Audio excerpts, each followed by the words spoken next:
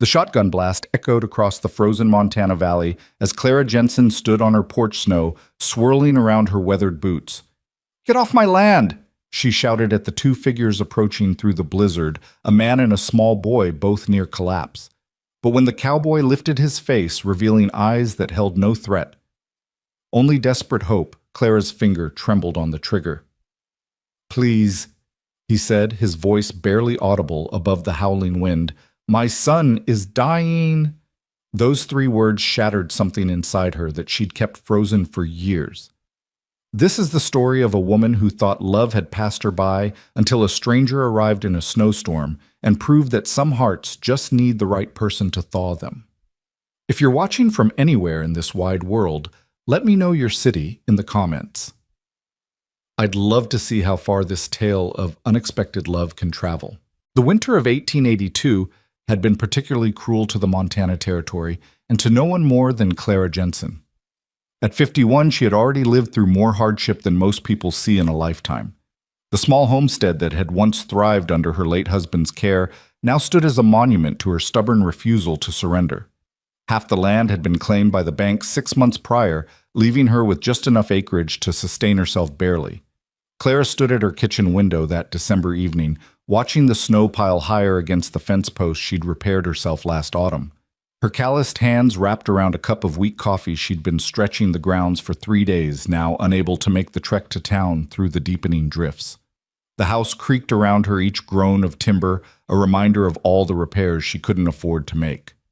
She had sent her last letter to her sons 2 months ago, though she knew they wouldn't respond. James and Robert had made their feelings clear when they'd left for Boston 5 years earlier, shortly after their father's death. "This land is cursed, Mother," James had said, his young wife clutching his arm. "There's nothing here but death and disappointment. Come with us." But Clara couldn't leave. This land held her husband's grave, 23 years of memories and the last vestiges of her pride. She'd rather die on this patch of earth than live as a burden in some cramped Boston apartment dependent on sons who had already forgotten the feel of soil between their fingers. The knock when it came was so unexpected that Clara nearly dropped her cup. No one traveled in weather like this. The nearest neighbor, old Pete Morrison, lived 8 miles east, and he wouldn't venture out in this storm unless his place was on fire. The pounding came again, more desperate this time. Clara moved to the door, her hand instinctively reaching for the shotgun she kept loaded beside it. Through the small window, she could make out 2 shapes in the swirling white one, tall one, small. The taller figure was supporting the smaller one, and both were coated in so much snow they looked like ghosts. "Please." The voice was male hoarse with cold. "We need help." Every instinct Clara had developed in her years alone screamed at her not to open that door. But something in that voice, not just desperation, but a kind of bone-deep exhaustion that she recognized in her own soul, made her hand move to the latch. She opened the door with the shotgun visible, but not quite aimed. The man on her porch was perhaps 35, with dark hair plastered to his head by melting snow. His face was reddened by windburn, his lips nearly blue. But it was the child in his arms that made Clara lower the gun completely. The boy couldn't have been more than 7, and his small face was alabaster pale, his breathing shallow. "My son," the man said, and those 2 words carried the weight of the world. "The fever. 3 days now. Our wagon broke an axle 5 miles back. I saw your smoke." Clara stood frozen for a moment that felt like an eternity. She had built these walls around herself for good reason. Letting strangers in meant risk of theft, of violence, of complications she couldn't afford. But looking at that child's face, so reminiscent of her own boys at that age, she couldn't turn them away.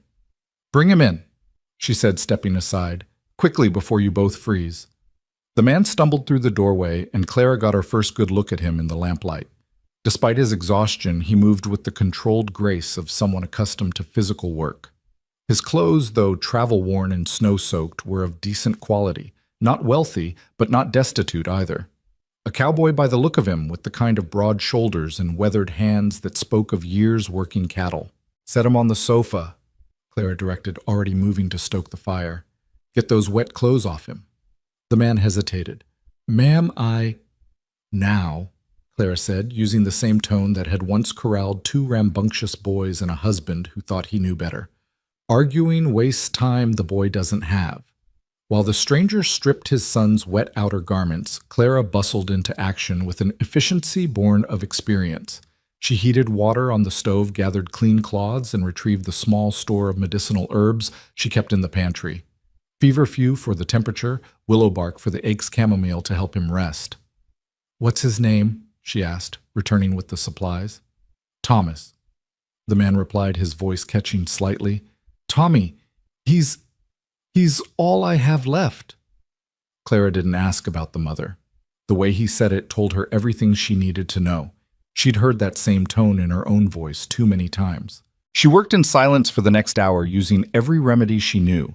The boy's fever was high, but not dangerously so yet. What worried her more was his labored breathing and the way he barely stirred even when she placed cool cloths on his forehead. "When did he last eat?" she asked. "Yesterday morning, maybe. I tried to get him to take some water, but—" Clara nodded. "Dehydration's as dangerous as the fever. Help me sit him up." Together they propped the boy against his father's chest. Clara spooned small amounts of warm herb tea between the child's lips, patient as a saint, until he'd taken nearly a cup. "There," she said, settling Tommy back onto the sofa. "Now we wait." The man looked at her with eyes that held a mixture of gratitude and anguish. "I don't even know your name, ma'am. I'm Daniel Hart." "Clara Jensen," she replied, then busied herself with unnecessary tasks to avoid the intensity of his gaze. There was something unsettling about the way he looked at her, not inappropriate, but as if he truly saw her, not just the worn widow she'd become. "You live here alone?" Daniel asked, and there was no judgment in the question, just curiosity. "Yes," Clara said shortly, not elaborating. "Must be hard, especially in winter." She shrugged. "I manage." Daniel fell silent, his attention returning to his son. Clara found herself studying him in stolen glances. His face beneath the exhaustion and worry was handsome in a rugged way. Not pretty like the dandies she'd seen in town, but solid real. His hands, as they stroked his son's hair, were gentle despite their obvious strength. "Where were you headed?" she asked, more to distract herself from these observations than from real curiosity. "Billings. I have a cousin there who offered me work on his ranch. We were making good time until the storm hit." He paused. "I should have stopped in the last town, waited it out. But Tommy seemed better yesterday morning, and I thought—" "You thought you could outrun it," Clara finished. "Men always think they can outrun things." A ghost of a smile crossed Daniel's face. "Speaking from experience, 23 years of marriage worth," Clara said, then immediately regretted the admission. It invited questions she didn't want to answer, but Daniel didn't press. Instead, he said, "Your husband was a lucky man." "Was," Clara said pointedly. "He's been gone 5 years now." "I'm sorry." "Don't be. It was his time." The words came out harsher than she intended, and she saw Daniel flinch slightly. She softened her tone. "The consumption. It was a mercy at the end." They sat in companionable silence for a while, the only sounds the crackling fire and Tommy's labored breathing. Outside, the storm raged on wind, rattling the windows and snow piling against the walls. Clara found herself oddly grateful for the company even under these circumstances. She hadn't realized how the silence had been eating at her until it was filled with the presence of others. Around midnight, Tommy stirred. His eyes fluttered open unfocused at first, then settling on his father's face. "Pa!" Daniel's whole body sagged with relief. "I'm here, son. I'm right here." "Where are we?" "Somewhere safe." Daniel said, his voice thick with emotion. "This kind lady, Mrs. Jensen, she's taking care of us." Tommy's gaze shifted to Clara, and she was struck by how much the boy's eyes resembled his father's, the same deep brown, the same intensity. "Are you an angel?" the boy asked, his voice small and serious. Clara actually laughed, a sound she hadn't made in months. "No child, just a woman with a warm fire and some medicine." "You look like an angel," Tommy insisted. Then his eyes drooped closed again. Daniel's cheeks colored slightly. "He's still feverish. He doesn't—" "It's fine." Clara said, though she felt an unexpected warmth in her chest at the child's words. Children say what they think. It's adults who learn to lie. She checked Tommy's forehead. The fever had broken, leaving him clammy but cooler. He'll need to rest for several days, she said. You can't travel in this weather anyway.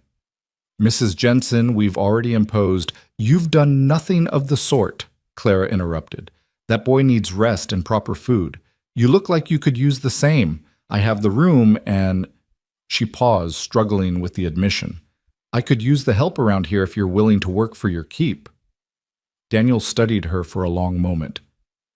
You don't know anything about us. I know you nearly killed yourself trying to save your son, Clara said. That tells me enough. Something passed between them, then an understanding that went beyond words. Daniel nodded slowly. We'll work for our keep, and thank you. Clara stood abruptly uncomfortable with the gratitude. The spare room is down the hall. It's not much, but it's warm. We can move the boy when he's stronger. I'll stay with him tonight, Daniel said. I expected as much. There are blankets in the chest. I'll make breakfast at dawn. She turned to leave, but Daniel's voice stopped her. Mrs. Jensen, why did you open the door? Most people wouldn't have not in a storm like this, not to strangers. Clara considered the question. Why had she… Was it the desperation in his voice, the child's need? Or was it something else, some deep loneliness that had finally overcome her caution? I don't know, she said honestly. Maybe I'm getting soft in my old age. You're not old, Daniel said quietly.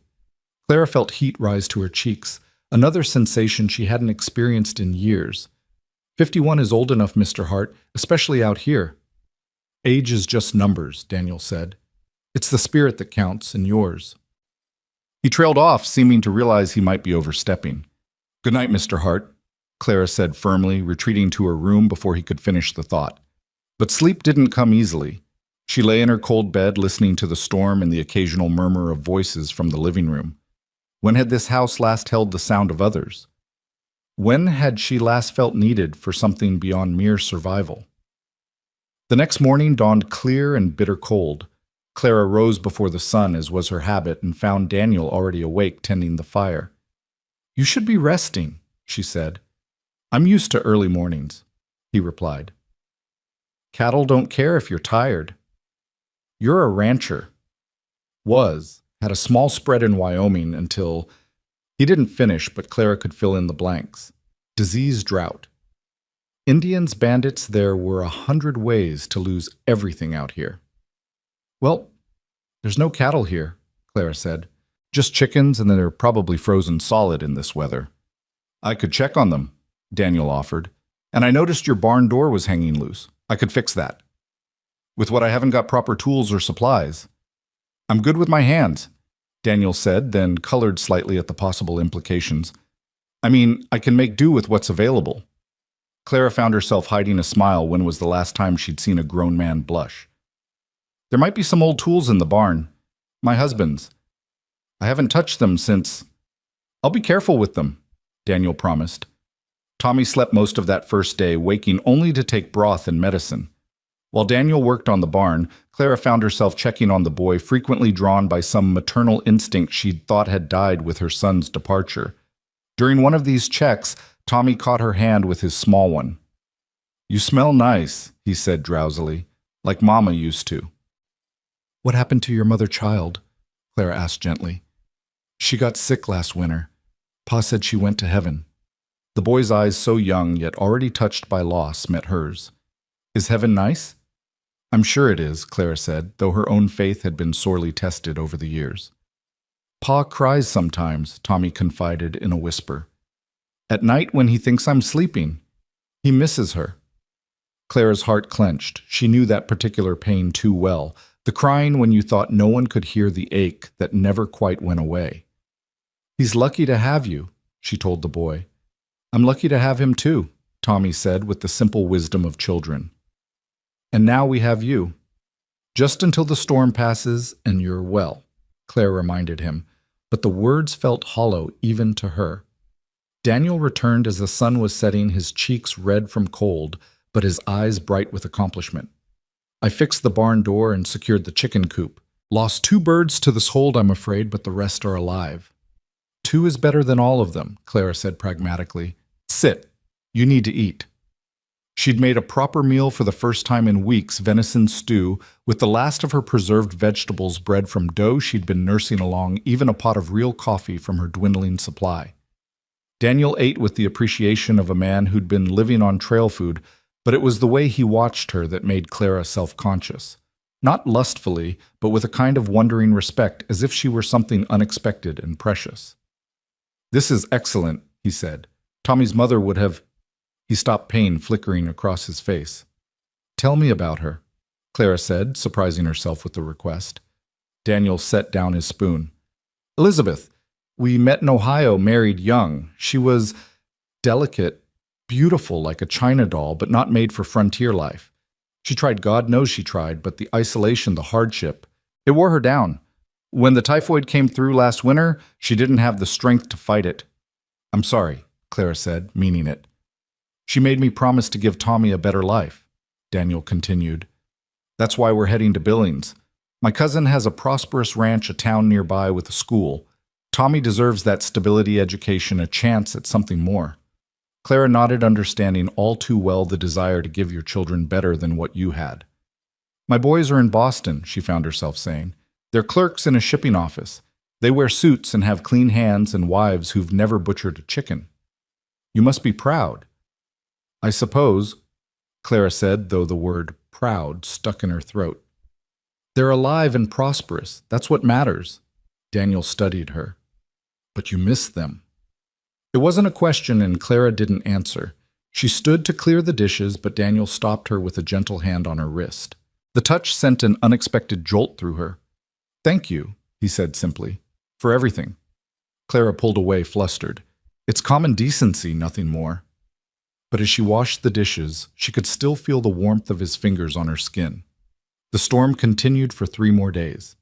Daniel made himself useful in ways Clara hadn't even realized she needed, patching holes in the walls, fixing a broken chair, chopping enough wood to last a month. Tommy grew stronger each day, his natural exuberance returning. The boy followed Clara around like a shadow when his father was working, chattering about everything and nothing. "Do you know how to make snow angels?" he asked on the 3rd day. "I used to," Clara admitted. "My boys love them. Could you show me when I'm better?" "Perhaps," Clara said, though she couldn't imagine her 51-year-old body flailing in the snow. "Pa says you're sad," Tommy announced with a child's brutal honesty. "He says you're like a flower that forgot how to bloom." Clara's hands stilled in their mending. "Your father talks too much." "He says you're pretty too," Tommy continued, oblivious to her discomfort. "He told Mr. Morrison that when he came to check on us." Pete Morrison had indeed stopped by that morning, having seen the smoke from Clara's chimney and worried about her in the storm. His shock at finding strangers in her home had been poorly concealed, and Clara could only imagine what gossip would spread once the weather cleared. "He didn't want to marry anyone after Mama," Tommy was saying. "But I heard him tell Mr. Morrison that you're different. You're strong."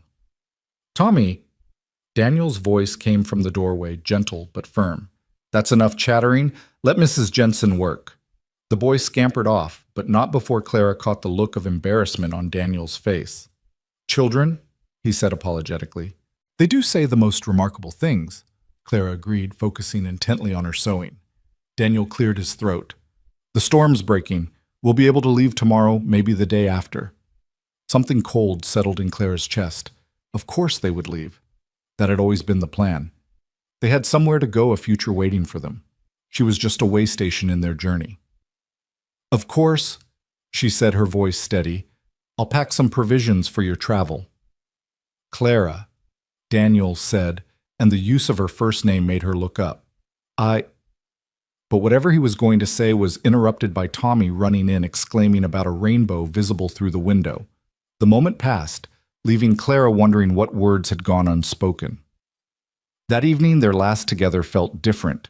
Tommy was well enough to stay up past sunset, and he insisted Clara tell him stories about her life on the homestead. She found herself sharing tales she hadn't thought about in years.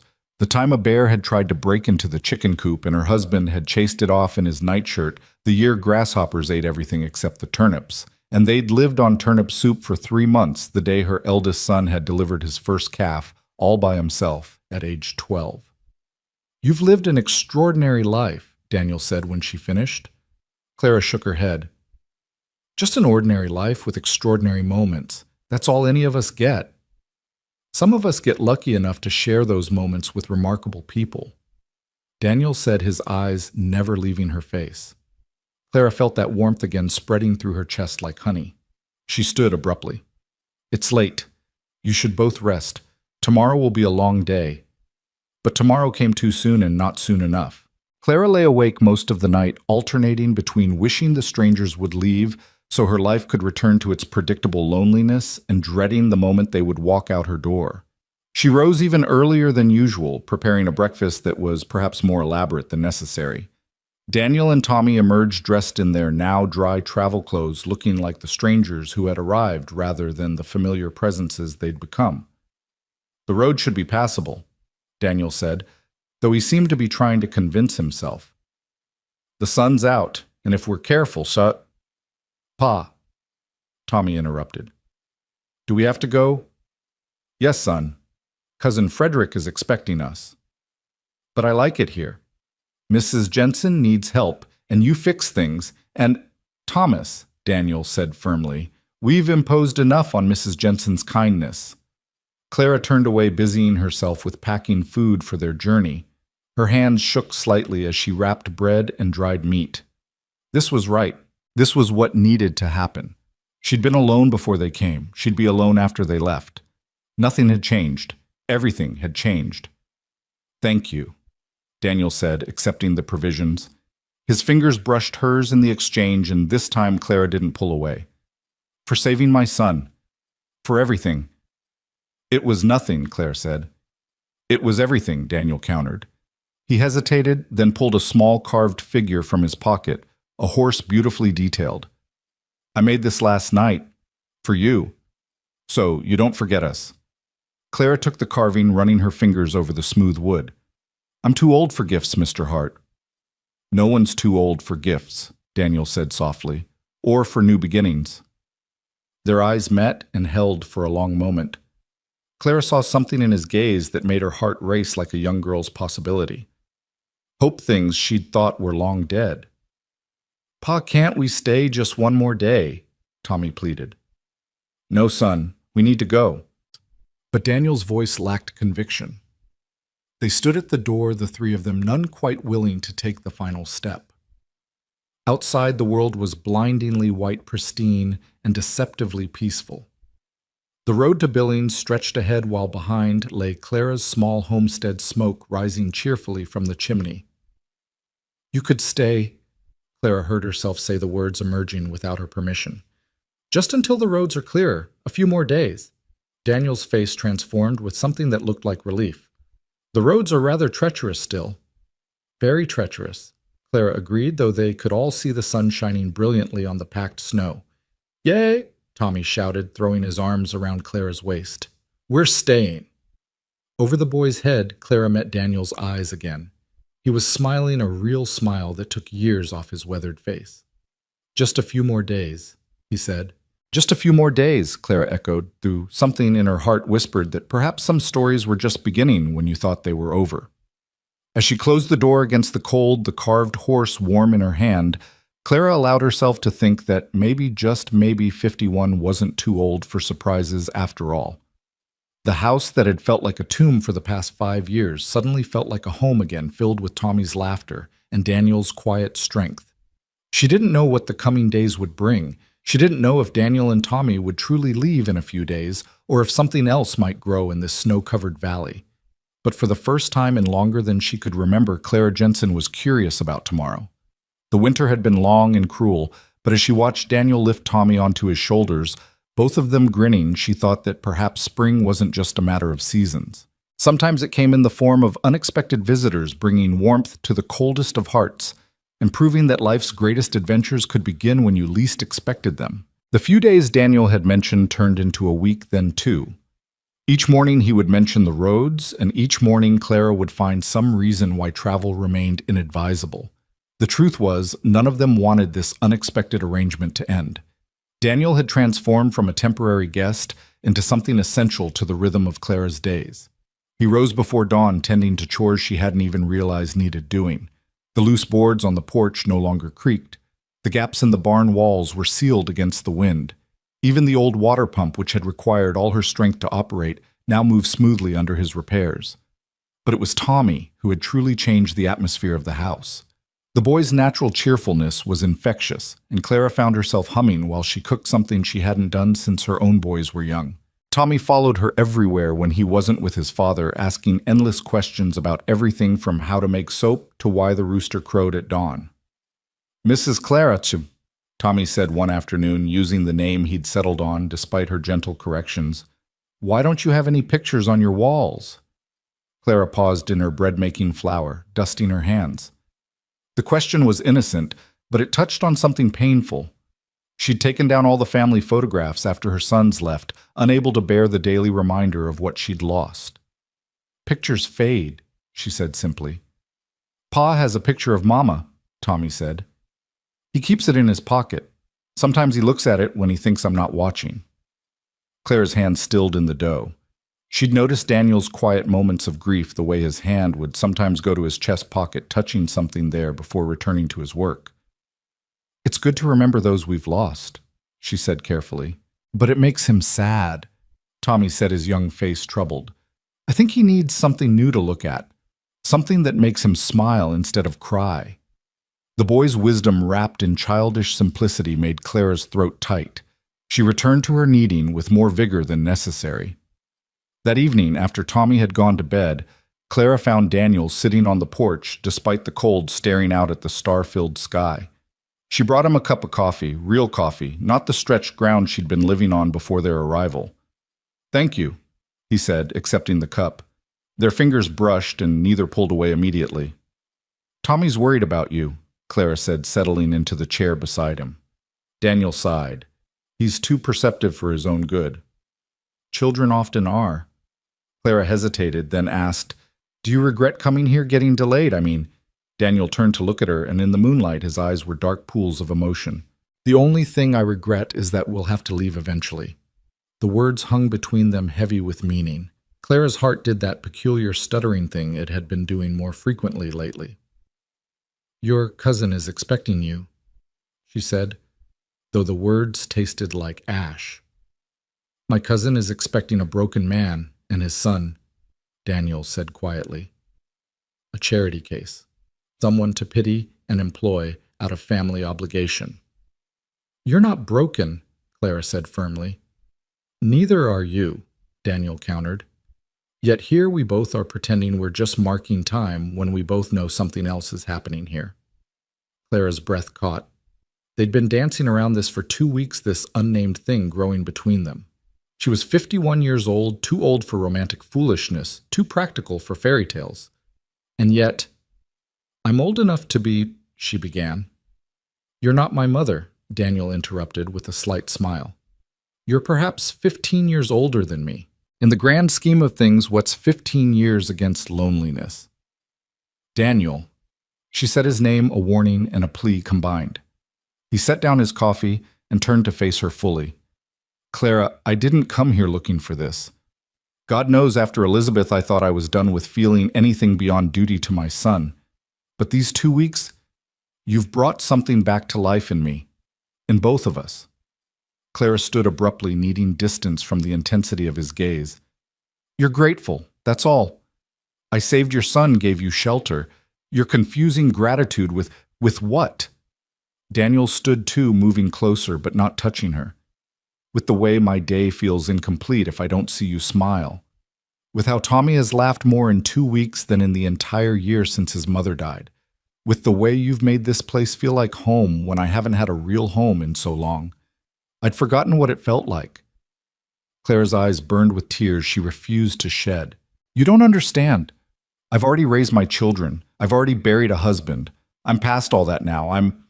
"You're alive, Yisha," Daniel said softly. You're vital and strong and beautiful in ways that have nothing to do with age. When I see you working in the kitchen, humming those little songs you don't think anyone can hear, or when you're teaching Tommy something new and your whole face lights up, or when you're just sitting by the fire mending clothes with those careful, precise stitches, Clara, you're the most alive person I've ever met. The tears did fall, then silent streams down her weathered cheeks. I'm scared. She admitted the words barely a whisper. Daniel's hand came up to cup her face, his thumb gently wiping away her tears. So am I. Terrified, actually. But I'm more scared of leaving here, of never knowing what we could have been. Clara leaned into his touch, her eyes closing. When was the last time someone had touched her with such tenderness? When was the last time she'd allowed it? What about Billings? She asked. Your cousin's ranch. There will always be other ranches, other opportunities, Daniel said. But there's only one you, Clara Jensen. Only one place that's felt like home since I lost everything. She opened her eyes to find him closer than before, close enough that she could see the flecks of gold in his brown eyes, the fine lines that spoke of laughter and sorrow in equal measure. I'm too old for you, she said one last time, but even she could hear the weakness in the protest. You're not too old for love, Daniel said, echoing words he would speak more firmly in the future. None of us are. Love doesn't check our age or our scars or our losses. It just arrives unexpected and asks us to be brave enough to accept it. Clara thought of all the reasons this was impossible. The gossip it would cause, the judgment from the town, the absurdity of starting over at her age. Then she thought of the last 2 weeks, the laughter in her home, the warmth of companionship, the way her heart lifted when Daniel walked through the door. I don't know how to do this anymore, she admitted. Neither do I, Daniel said. But maybe we can learn together. He kissed her, then gentle and careful, as if she were something precious that might break. Clara hadn't been kissed in 5 years, hadn't wanted to be until this moment. But now, standing on her porch under the vast Montana sky, being kissed by a man who saw her not as a worn-out widow, but as someone worth staying for, she felt something she'd thought was dead forever flutter back to life. When they parted, both breathing unsteadily, Daniel rested his forehead against hers. Stay, Clara said, and this time it wasn't about the roads or the weather. Both of you, stay. For how long? Daniel asked. For as long as you want. Forever, if that suits you. Daniel pulled back to look at her, his expression serious.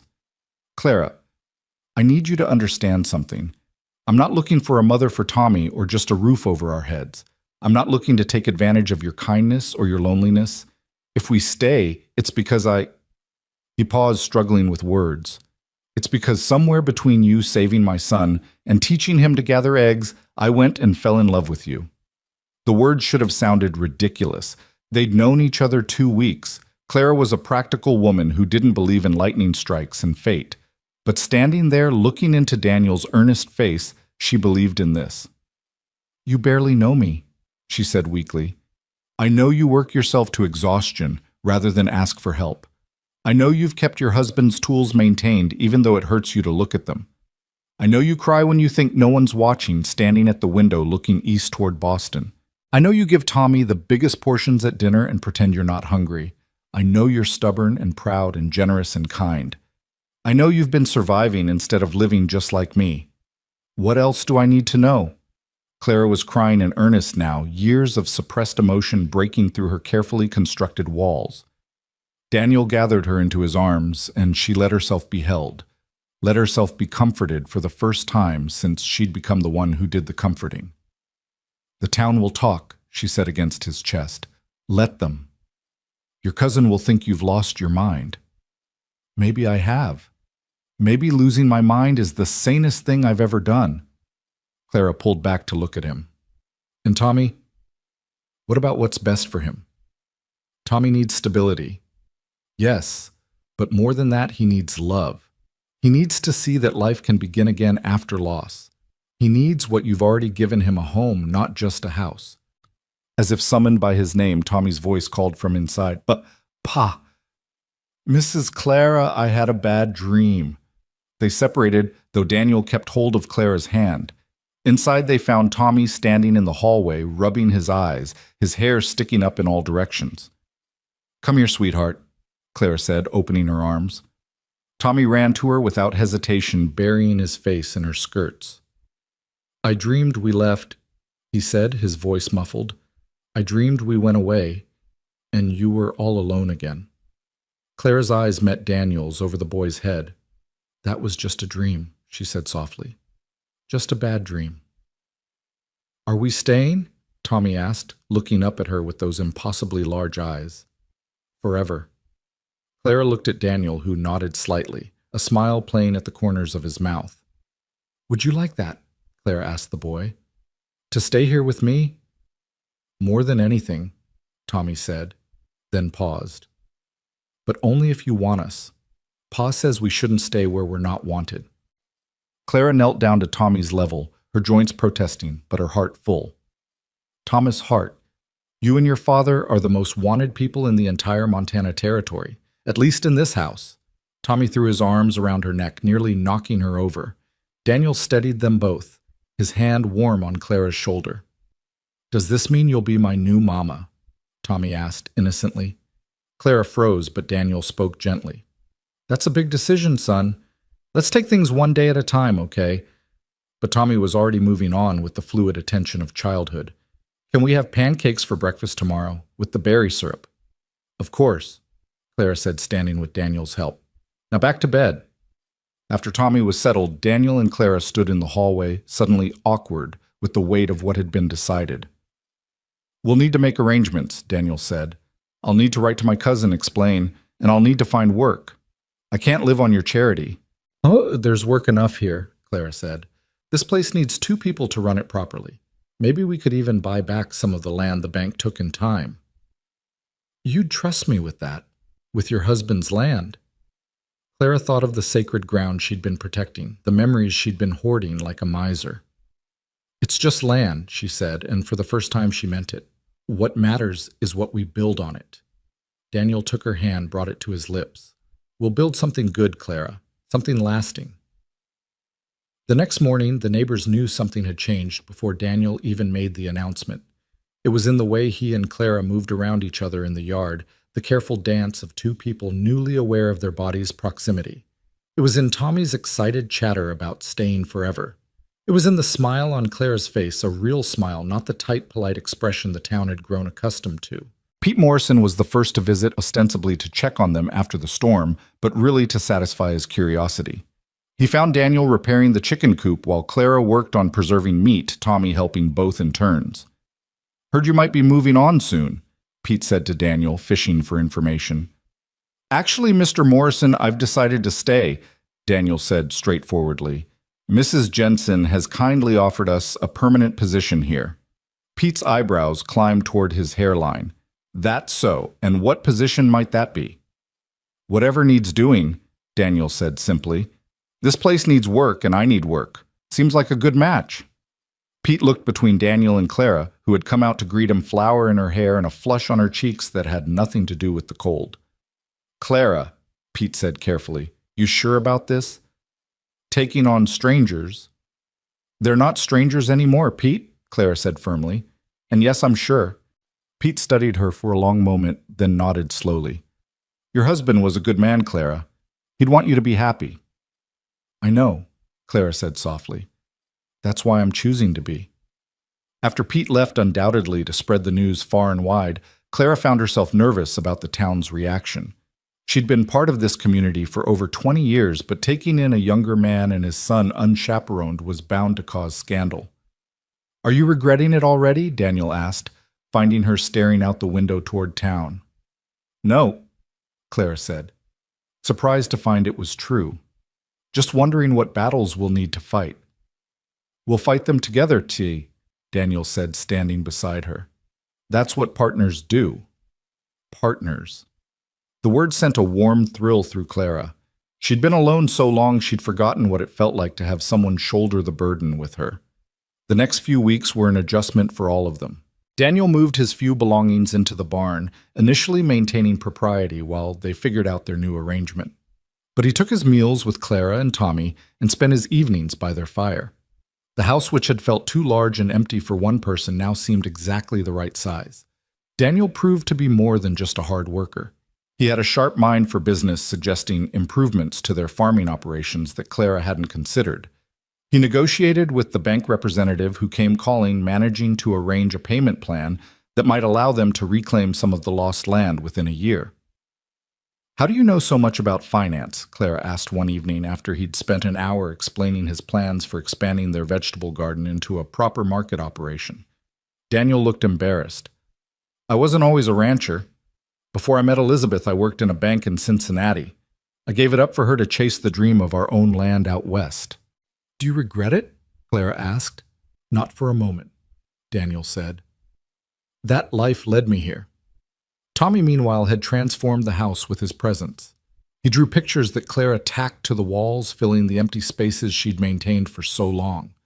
He helped her cook standing on a stool to reach the counter, chattering about everything he was learning. He brought her wildflowers from the field weeds, really, but Clara placed them in a vase as if they were the finest roses. One afternoon, while Daniel was in town getting supplies, Tommy asked Clara a question that stopped her cold. "Mrs. Clara, why don't you have any children?" Clara's hands stilled in their sewing. "I do have children, 2 sons. They live in Boston now. But why don't they visit—" How to explain to a 7-year-old the complex web of resentment, disappointment, and abandonment that had driven her sons away? How to tell him that sometimes children grew up and decided their parents' lives weren't good enough for them? "Sometimes," Clara said carefully, "when children grow up, they need to make their own way in the world. Sometimes that takes them far from home." "But don't they miss you?" "I hope so," Clara said, though she doubted it. "But they have their own lives now." Tommy was quiet for a moment, then climbed into her lap, something he'd started doing recently. "Well, I'll never leave you," he declared, "even when I'm grown up. I'll build a house right next door and visit every day." Clara hugged him tightly, this child who wasn't hers but felt like he could be. "That sounds perfect," she said, her voice thick. When Daniel returned from town, his face was grim. Clara's stomach dropped, fearing the worst. Had someone said something? Had there been trouble? "What is it?" she asked. Daniel held up a letter. "From my cousin. He's heard about our arrangement." Clara took the letter with trembling hands. The words were harsh, judgmental. Frederick Hart called Daniel a fool, accused him of taking advantage of a vulnerable widow, suggested he was bringing shame on the family name by living in sin with a woman old enough to know better. "I'm sorry," Clara said, handing the letter back. "This is my fault. If you need to go to Billings to explain—" "Burn it," Daniel said. Clara blinked. "What? Burn it?" Daniel repeated, holding the letter out to her. "I don't need his approval or his job. I don't need family who would judge us without knowing anything about what we have here."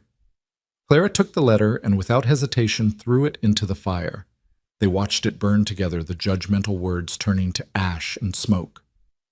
"There will be more letters like that," Clara warned. "More judgment." "Then we'll need a bigger fire," Daniel said. That night after Tommy was asleep, Daniel came to Clara with a proposition that made her heart race. "Marry me," he said simply, standing in her kitchen as if he were asking about the weather.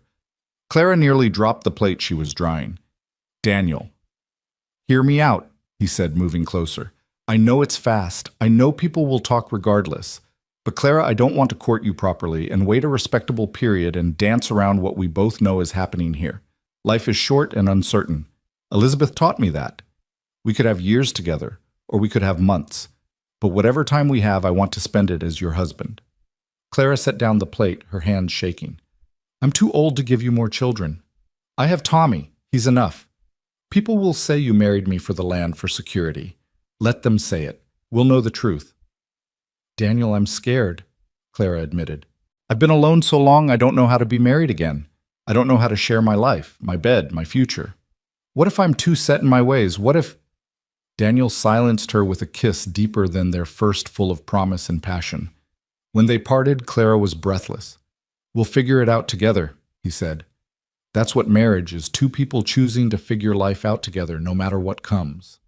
Clara thought of all the reasons to say no. Then she thought of the last month, how the house had come alive again, how she'd come alive again. She thought of Tommy's laughter, Daniel's steady presence, the way the three of them fit together like pieces of a puzzle she hadn't known was incomplete. Yes, she said, the word escaping before she could second-guess herself. Daniel's face broke into a grin that made him look like a boy himself. He picked her up and spun her around both of them, laughing like young lovers instead of weathered survivors of loss. When, he asked, setting her down but keeping her close. Soon, Clara said, surprising herself with her urgency. Before I lose my nerve. Tomorrow. The circuit preacher won't be through for another month. Then we'll go to town. The justice of the peace can marry us. Clara thought of the scandal it would cause marrying so quickly, without ceremony, without the proper mourning period for Daniel's wife. Then she thought of how little any of that mattered compared to the joy bubbling up in her chest. Saturday, she said. We'll go Saturday. Daniel kissed her again, and Clara let herself melt into it. Let herself feel young and desired and hopeful. Tommy, of course, was ecstatic when they told him the next morning, "You're getting married. Really, truly married." "Really, truly," Daniel confirmed, "if that's okay with you." Tommy launched himself at them both, his small arms trying to encompass them in a group hug. "It's the best thing ever." "Can I call you Mama now?" he asked Clara. Clara's eyes filled with tears. "If you want to, sweetheart." "Mama." Tommy tested the word, then nodded decisively. Mama Clara. The trip to town that Saturday was both nerve-wracking and exhilarating. Clara wore her best dress, the blue one she'd packed away after her husband's funeral. Daniel had trimmed his beard and put on his cleanest shirt. Tommy wore his church clothes and carried the rings, Clara's original wedding band, which she'd decided to wear again, and a simple band Daniel had bought in town with the last of his savings. The justice of the peace, Mr. Whitman, couldn't hide his surprise when they walked in. "Mrs. Jensen, is everything all right?" "Everything's fine, Mr. Whitman. We're here to be married." Whitman's eyes went to Daniel, then to Tommy, then back to Clara. "Married? But that is... How long have you known each other?" "Long enough," Clara said firmly. "Are you going to marry us or not?" Whitman clearly wanted to object to counsel them about hasty decisions and proper courtship periods. But something in Clara's expression, perhaps the first real happiness he'd seen on her face in 5 years, stopped him. "Very well," he said. "You'll need witnesses." "We'll find some," Daniel said. They recruited Whitman's secretary and, surprisingly, Mrs. Patterson from the general store, who had always had a soft spot for Clara. "About time you found happiness again, dear," Mrs. Patterson whispered to Clara as they prepared. "Don't let anyone tell you different." The ceremony was simple, just the legal words required. But when Daniel said his vows, his voice was thick with emotion. "Clara, you saved my son's life, but more than that, you saved mine. You've shown me that love doesn't end with loss, that life can begin again when we least expect it. I promise to work beside you, laugh with you, and love you for whatever time God grants us." Clara's own vows came from the heart. "Daniel, you and Tommy have brought light back into a house I'd turned into a tomb. You've reminded me that I'm more than a widow, more than a woman past her prime. I'm alive, and I choose to live that life with you, come what may." When Whitman pronounced them married and Daniel kissed her, Clara heard Mrs. Patterson sniffle and even saw Whitman's secretary wipe his eyes. Tommy cheered loud enough to be heard in the next county. They returned home as a family official and legal. That night, after Tommy was asleep, Daniel came to Clara's room. Their room now with a nervousness that was endearing in a man his age. "It's been a long time for me, too," he admitted, standing uncertainly by the door. Clara, who had been brushing her hair, set down the brush and held out her hand. "Then we'll be patient with each other." What followed was tender and sweet, two people rediscovering intimacy after loss, finding comfort and passion in equal measure. Afterward, lying in Daniel's arms, Clara felt a completeness she hadn't experienced in years. No regrets. Daniel asked, his fingers tracing patterns on her shoulder. "None," Clara said, and meant it. "You..." "Only that I didn't find you sooner." They were quiet for a moment, then Clara said, "The town will be in an uproar tomorrow." "Good," Daniel said. "Give them something interesting to talk about for once." Clara laughed, the sound free and unrestrained. "You're a troublemaker, Mr. Hart." "Mrs. Hart," Daniel corrected, and the name sent a thrill through Clara. "And yes, I am." But I'm your troublemaker now. The predicted uproar did come. Some neighbors were scandalized by the quick marriage. Others were surprisingly supportive. Pete Morrison summed up the general feeling when he stopped by a week later. "Clara, I've known you for 15 years, he said. I've watched you work yourself to the bone alone and proud. If this man makes you happy, if he treats you and this land right, then to hell with what anyone else thinks." The real test came when Clara's sons got word of her remarriage. The letter from James was harsh, accusing her of dishonoring their father's memory, of acting like a foolish old woman. Robert's was slightly kinder, but still disapproving, suggesting she'd been taken advantage of in her loneliness. Clara read the letters once, then handed them to Daniel. "What should I do? What do you want to do?" Clara thought about it. "I want to write them back. I want to tell them that I've found happiness again, that their father would have wanted this for me. I want to invite them to visit to meet you and Tommy, to see that I'm not some addled old fool, but a woman who chose love over loneliness." "Then do that," Daniel said simply. So she did. She wrote heartfelt letters to both sons explaining her decision, sharing her joy, extending an invitation. She didn't know if they would respond, if they would ever understand. But she had tried, and that was all she could do. As autumn settled over the valley, Clara stood on her porch, their porch watching Daniel and Tommy work in the garden. They were harvesting the last of the vegetables, Tommy chattering excitedly about the upcoming harvest festival in town. Daniel looked up, caught her watching, and smiled that smile that still made her heart flutter. This wasn't the life Clara had planned. At 51, she'd thought her story was all but written, just a long, slow fade into solitude and memory. But life, she was learning, had a way of surprising you when you least expected it. Daniel had been right that night on the porch. Love didn't check your age or your scars. It simply arrived in the form of a desperate father and a sick child in a snowstorm, and asked you to be brave enough to open the door. Clara had opened that door, and in doing so had opened her heart to possibilities she'd never imagined. The widow Jensen was gone, and in her place stood Clara. Heart wife, mother woman, reborn. As she walked out to join her family in the garden, Clara thought about the seasons of a life. Spring's naive joy, summer's full bloom, autumn's supposed decline. But what if autumn wasn't an ending, but a transformation? What if the leaves fell away to reveal something stronger underneath something that could withstand winter's worst and still bloom again? Tommy ran to her, his arms full of carrots, dirt smudged on his cheek. "Mama Clara, look how many I found." "That's wonderful, sweetheart," she said, ruffling his hair. Daniel joined them, slipping an arm around Clara's waist. It was such a natural gesture now, this easy affection, but it still sent warmth through her. "Good harvest this year," he said. "The best," Clara agreed, and she wasn't just talking about vegetables. The harvest festival arrived with all the fanfare the small town could muster. Clara had attended every year for 2 decades, but this was the first time she'd looked forward to it since her husband's death. As she adjusted Tommy's collar for the 3rd time, Daniel caught her nervous hands. "They've already formed their opinions," he said gently. "Tonight won't change them." "I know," Clara said, though her stomach churned with anxiety. "I just want Tommy to feel welcome. Children can be cruel when their parents whisper." Daniel kissed her forehead. "He has us. That's enough." But Clara noticed how Daniel's jaw tightened when they entered the town square, and conversation stopped mid-sentence. Women who had nodded politely to her for years now turned away, pulling their children closer. Men who had tipped their hats to her now stared at Daniel with barely concealed hostility. "Maybe we should go," Clara whispered. "No," Daniel said firmly, his hand finding hers. "We have as much right to be here as anyone." Tommy, oblivious to the tension, tugged them toward the pie contest table.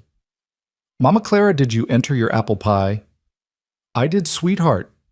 Mrs. Henderson, who ran the contest, looked uncomfortable when they approached. "Clara, that is, there's been some discussion about whether, given the circumstances, whether what Mrs. Henderson," Clara asked, her voice steady despite her racing heart, "whether it's appropriate for you to enter, considering," she glanced at Daniel meaningfully, "considering I'm legally married, considering I'm happy," Clara's voice rose slightly, "or considering I've dared to live my life instead of dying slowly like everyone expected." The nearby crowd had gone silent, everyone pretending not to listen while hanging on every word. Mrs. Henderson flushed. There's no need for that tone, Clara. We're simply concerned about maintaining certain standards. Standards. Daniel interrupted, his voice calm but firm. My wife has been part of this community for over 20 years. She's helped birth half the children here, nursed sick neighbors through fever, shared what little she had during hard times. What standard has she violated except refusing to remain a grieving widow forever? You don't understand Mr. Hart, Mayor Thompson said, stepping forward. This is a respectable town. We have certain expectations. You have certain prejudices, Daniel corrected, and you're using them to punish a good woman for choosing happiness. Tommy, sensing the tension, pressed closer to Clara. Why is everyone angry? Before Clara could answer, another voice spoke up. They're not all angry, boy. Pete Morrison stepped forward, his weathered face set in determination. Behind him stood Mrs. Patterson from the general store and surprisingly young Mary Williams, whose baby Clara had helped deliver just last spring. Some of us remember what Clara did for this town, Pete continued. Some of us think she deserves whatever happiness she can find. She rushed into marriage with a stranger, Mrs. Henderson protested. It's unseemly. Unseemly. Mary Williams laughed bitterly. You want to talk about unseemly? How about when my husband left me with 3 children and no money? Where were your standards then? Clara was the only one who helped me, gave me credit at her egg stand when I couldn't pay, watched my children while I took in washing. But now she's the one who's unseemly. The crowd shifted uncomfortably. Other voices began to speak up, some supporting Clara, others defending the town's moral stance. The festival was threatening to turn into a public trial when Tommy's voice cut through the noise. Stop it! He shouted, breaking away from Clara to stand on a nearby crate. All of you stop being mean to my mama. The crowd fell silent, staring at this small boy with tears streaming down his face. She saved me, Tommy continued, his young voice carrying across the square. When I was sick, and Pa thought I was going to die, she saved me. She gave us food and medicine and a home. She teaches me letters and numbers and how to be good. She tucks me in every night and tells me stories and makes sure I say my prayers.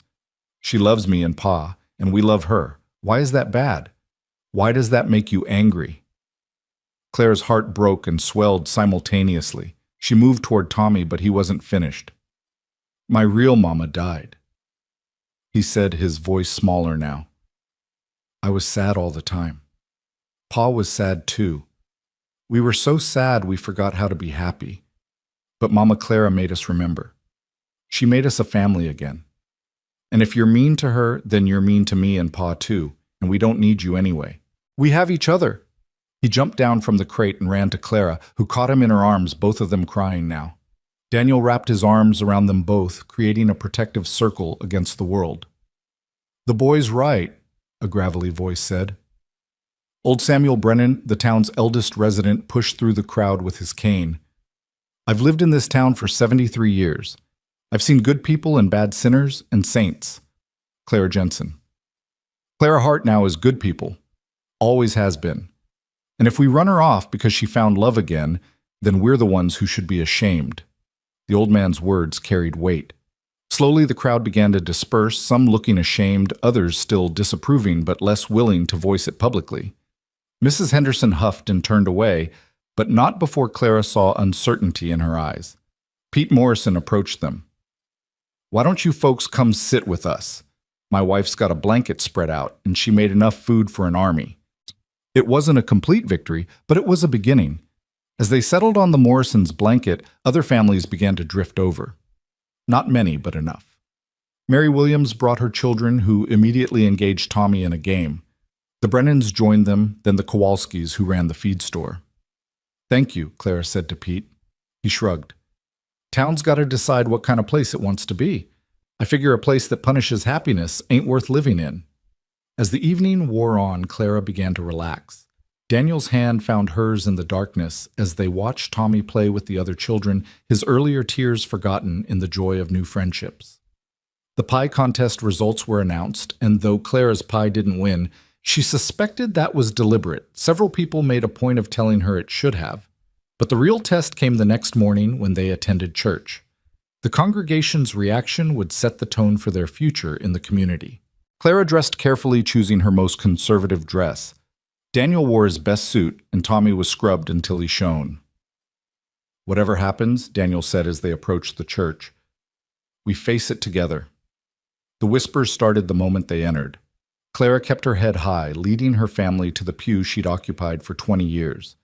A few families deliberately moved away, but others nodded in greeting. When Reverend Mitchell took the pulpit, the congregation held its breath. Today's sermon.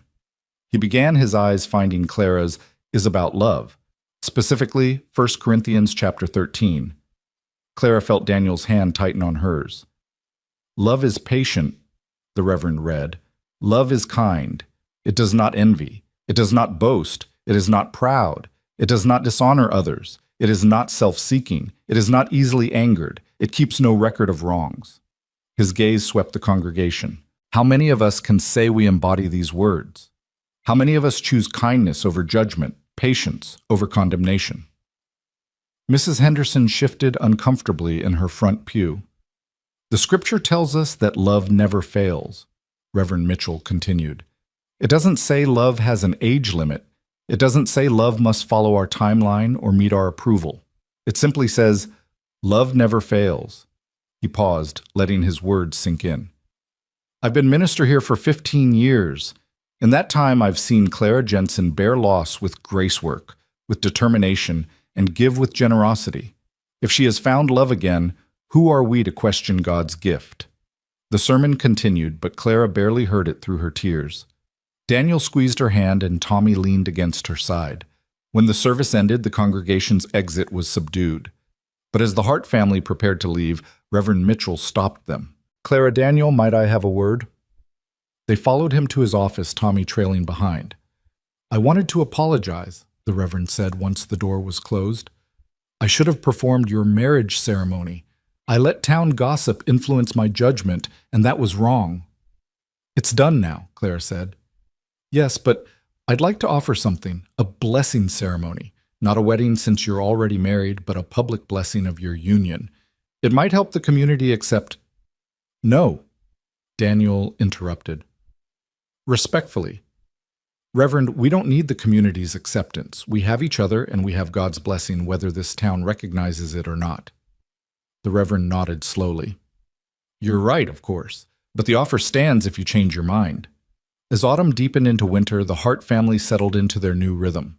The town's attitude remained mixed, but the outright hostility faded into a general coolness from some quarters and warm acceptance from others. Clara found she minded less than she'd expected. The people who mattered, the true friends, stood by them. The first snow came early that year, and Clara stood at the same window where she'd watched Daniel and Tommy approach through the blizzard nearly a year ago. So much had changed since that desperate night. The house that had felt like a tomb now rang with laughter. The chores that had been burdensome were now shared work that brought them together. "Remember when you pointed that shotgun at us?"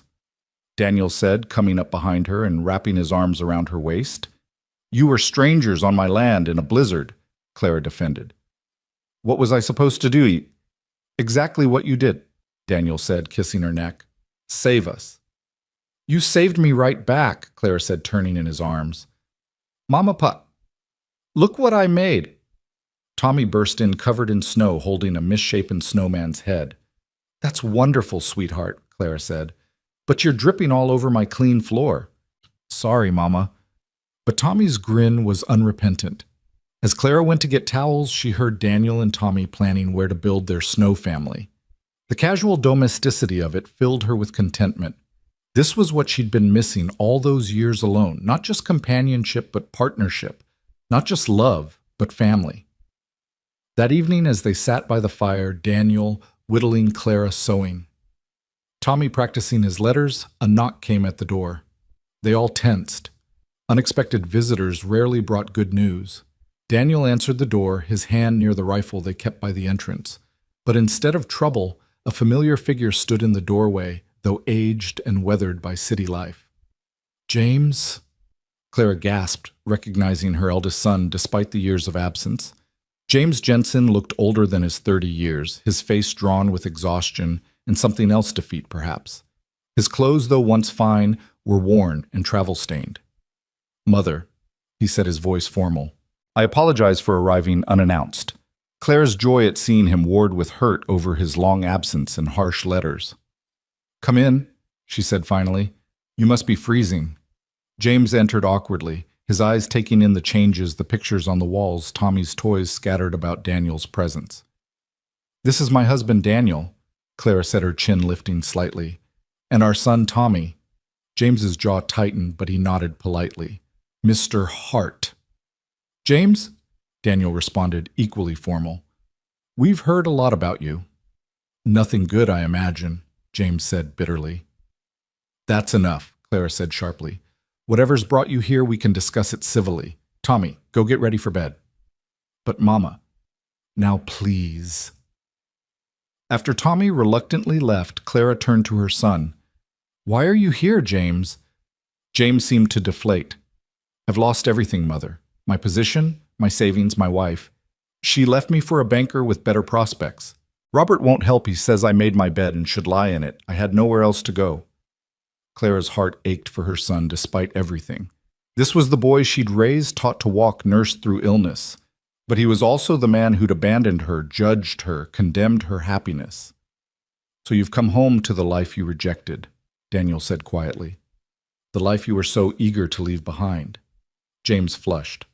"I was young and foolish." "You were cruel," Clara said, surprising herself with her bluntness.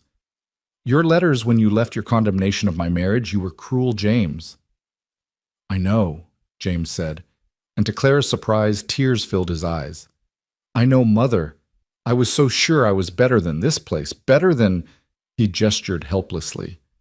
"I was wrong about everything." Clara wanted to go to him to comfort him as she had when he was small, but she held back, needing more than just his desperation. "What do you want from us, James?" she asked. "Shelter," he said simply. "Time to figure out what comes next. I can work. I know I never wanted to before, but I can learn. I just need a chance." Clara looked at Daniel, who gave her a small nod. This was her decision. "You can stay," she said finally, "but there are conditions. You'll work alongside Daniel, really work, not just go through the motions. You'll treat Tommy as your brother because that's what he is now, and you'll respect our marriage, our choices, our life. If you can't do those things, you're not welcome here." James nodded quickly. "I understand. Thank you." "Don't thank me yet," Clara said. "This life you ran from. It's hard. Harder than you remember, and we won't coddle you just because you're my son." "I don't expect coddling," James said, though he looked uncertain. Daniel stood. "There's a cot in the barn.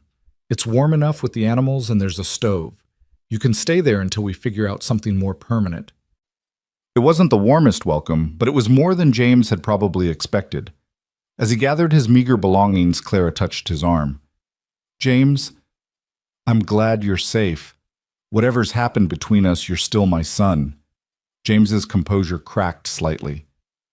"I don't deserve your kindness, Mother." "Maybe not," Clara said honestly. "But family isn't about what we deserve." The first weeks with James were awkward. He struggled with the physical labor, his soft city hands blistering from the work. Tommy was initially suspicious of this stranger, who was supposedly his uncle. Daniel remained polite but distant, watching to see if James would keep his promises. But slowly things began to shift. James, despite his initial incompetence, showed genuine determination to learn. He worked from dawn to dusk without complaint, even when Clara could see he was exhausted. He began teaching Tommy about the city, sharing stories that fascinated the boy. And most surprisingly, he and Daniel developed a cautious respect for each other. One evening, Clara overheard them talking in the barn. "You love her," James was saying. It wasn't a question. "More than my own life," Daniel replied simply. "I can see it. The way you look at her, the way you treat her. Father loved her, but it was different. Quieter, maybe. Or maybe just worn down by years. Your father was a good man from what I've heard." "He was," James agreed. "But he was also tired. The land broke him bit by bit.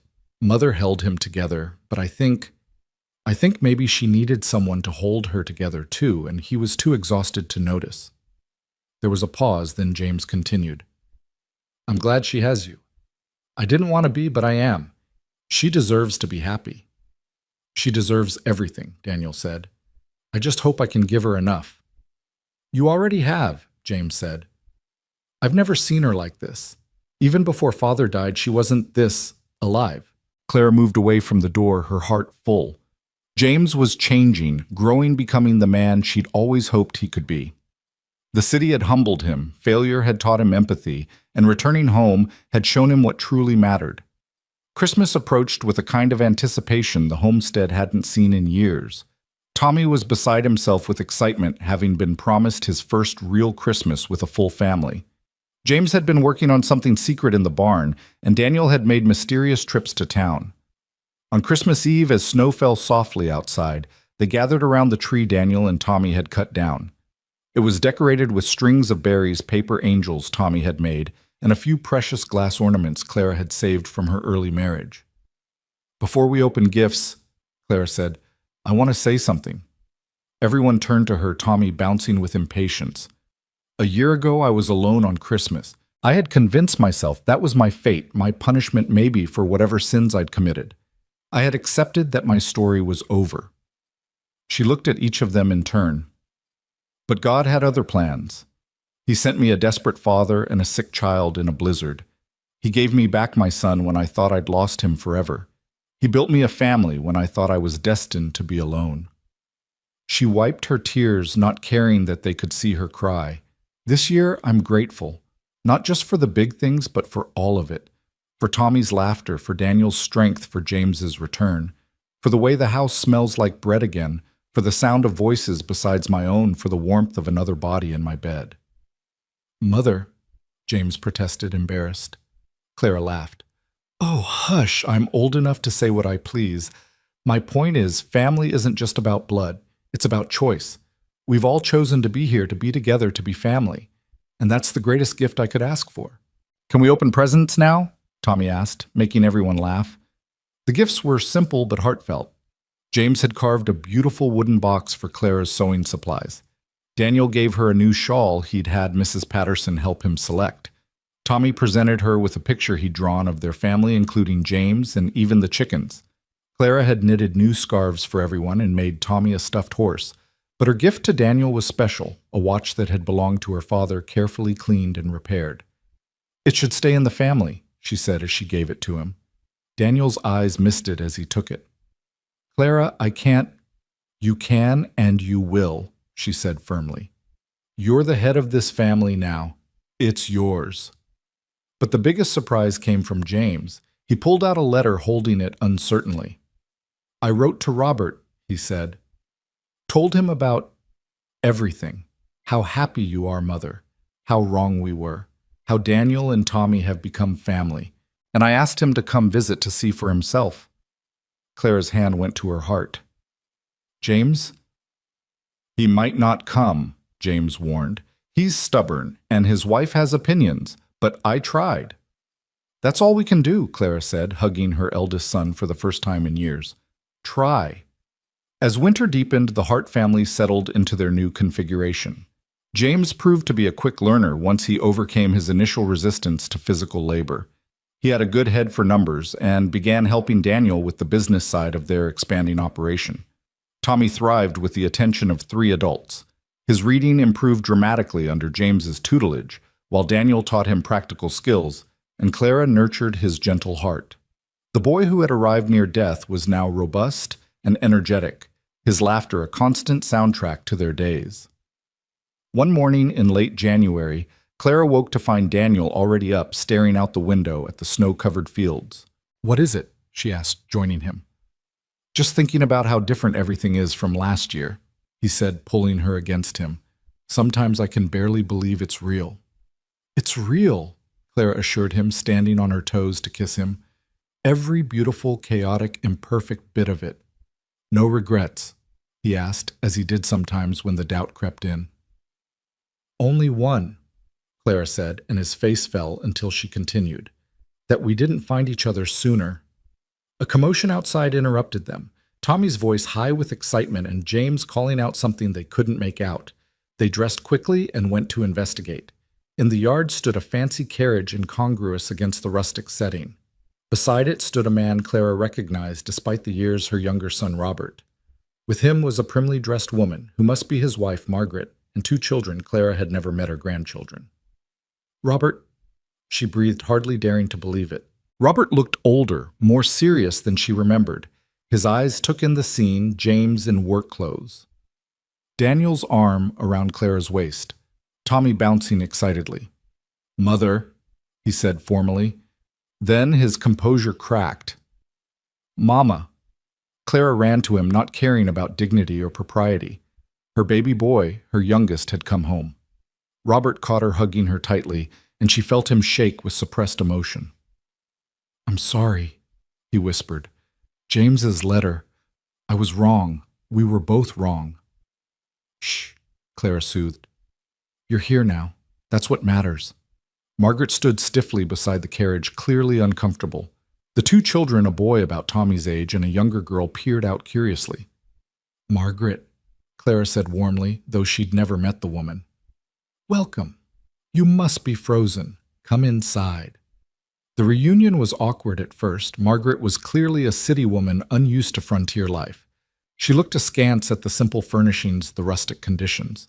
But Tommy, with his natural charm, soon had the children engaged, and gradually the ice began to thaw. Over dinner, the story came out. Robert's business had been struggling. The same economic forces that had ruined James had hurt him too, though not as severely. James's letter had come at a moment when Robert was questioning everything about the life he'd built. "I realized," Robert said, looking at his mother, "that I'd traded family for the illusion of success. I had money and position, but I was miserable. Margaret was miserable. The children barely knew me because I worked all the time." "So what are you saying?" Clara asked. Robert looked at his wife, who nodded slightly. "We're thinking of staying. Not here exactly, but in town. Starting over. Simpler. Better." Clara's heart soared, but she kept her voice steady. "That's a big decision." "It is." Margaret spoke for the first time.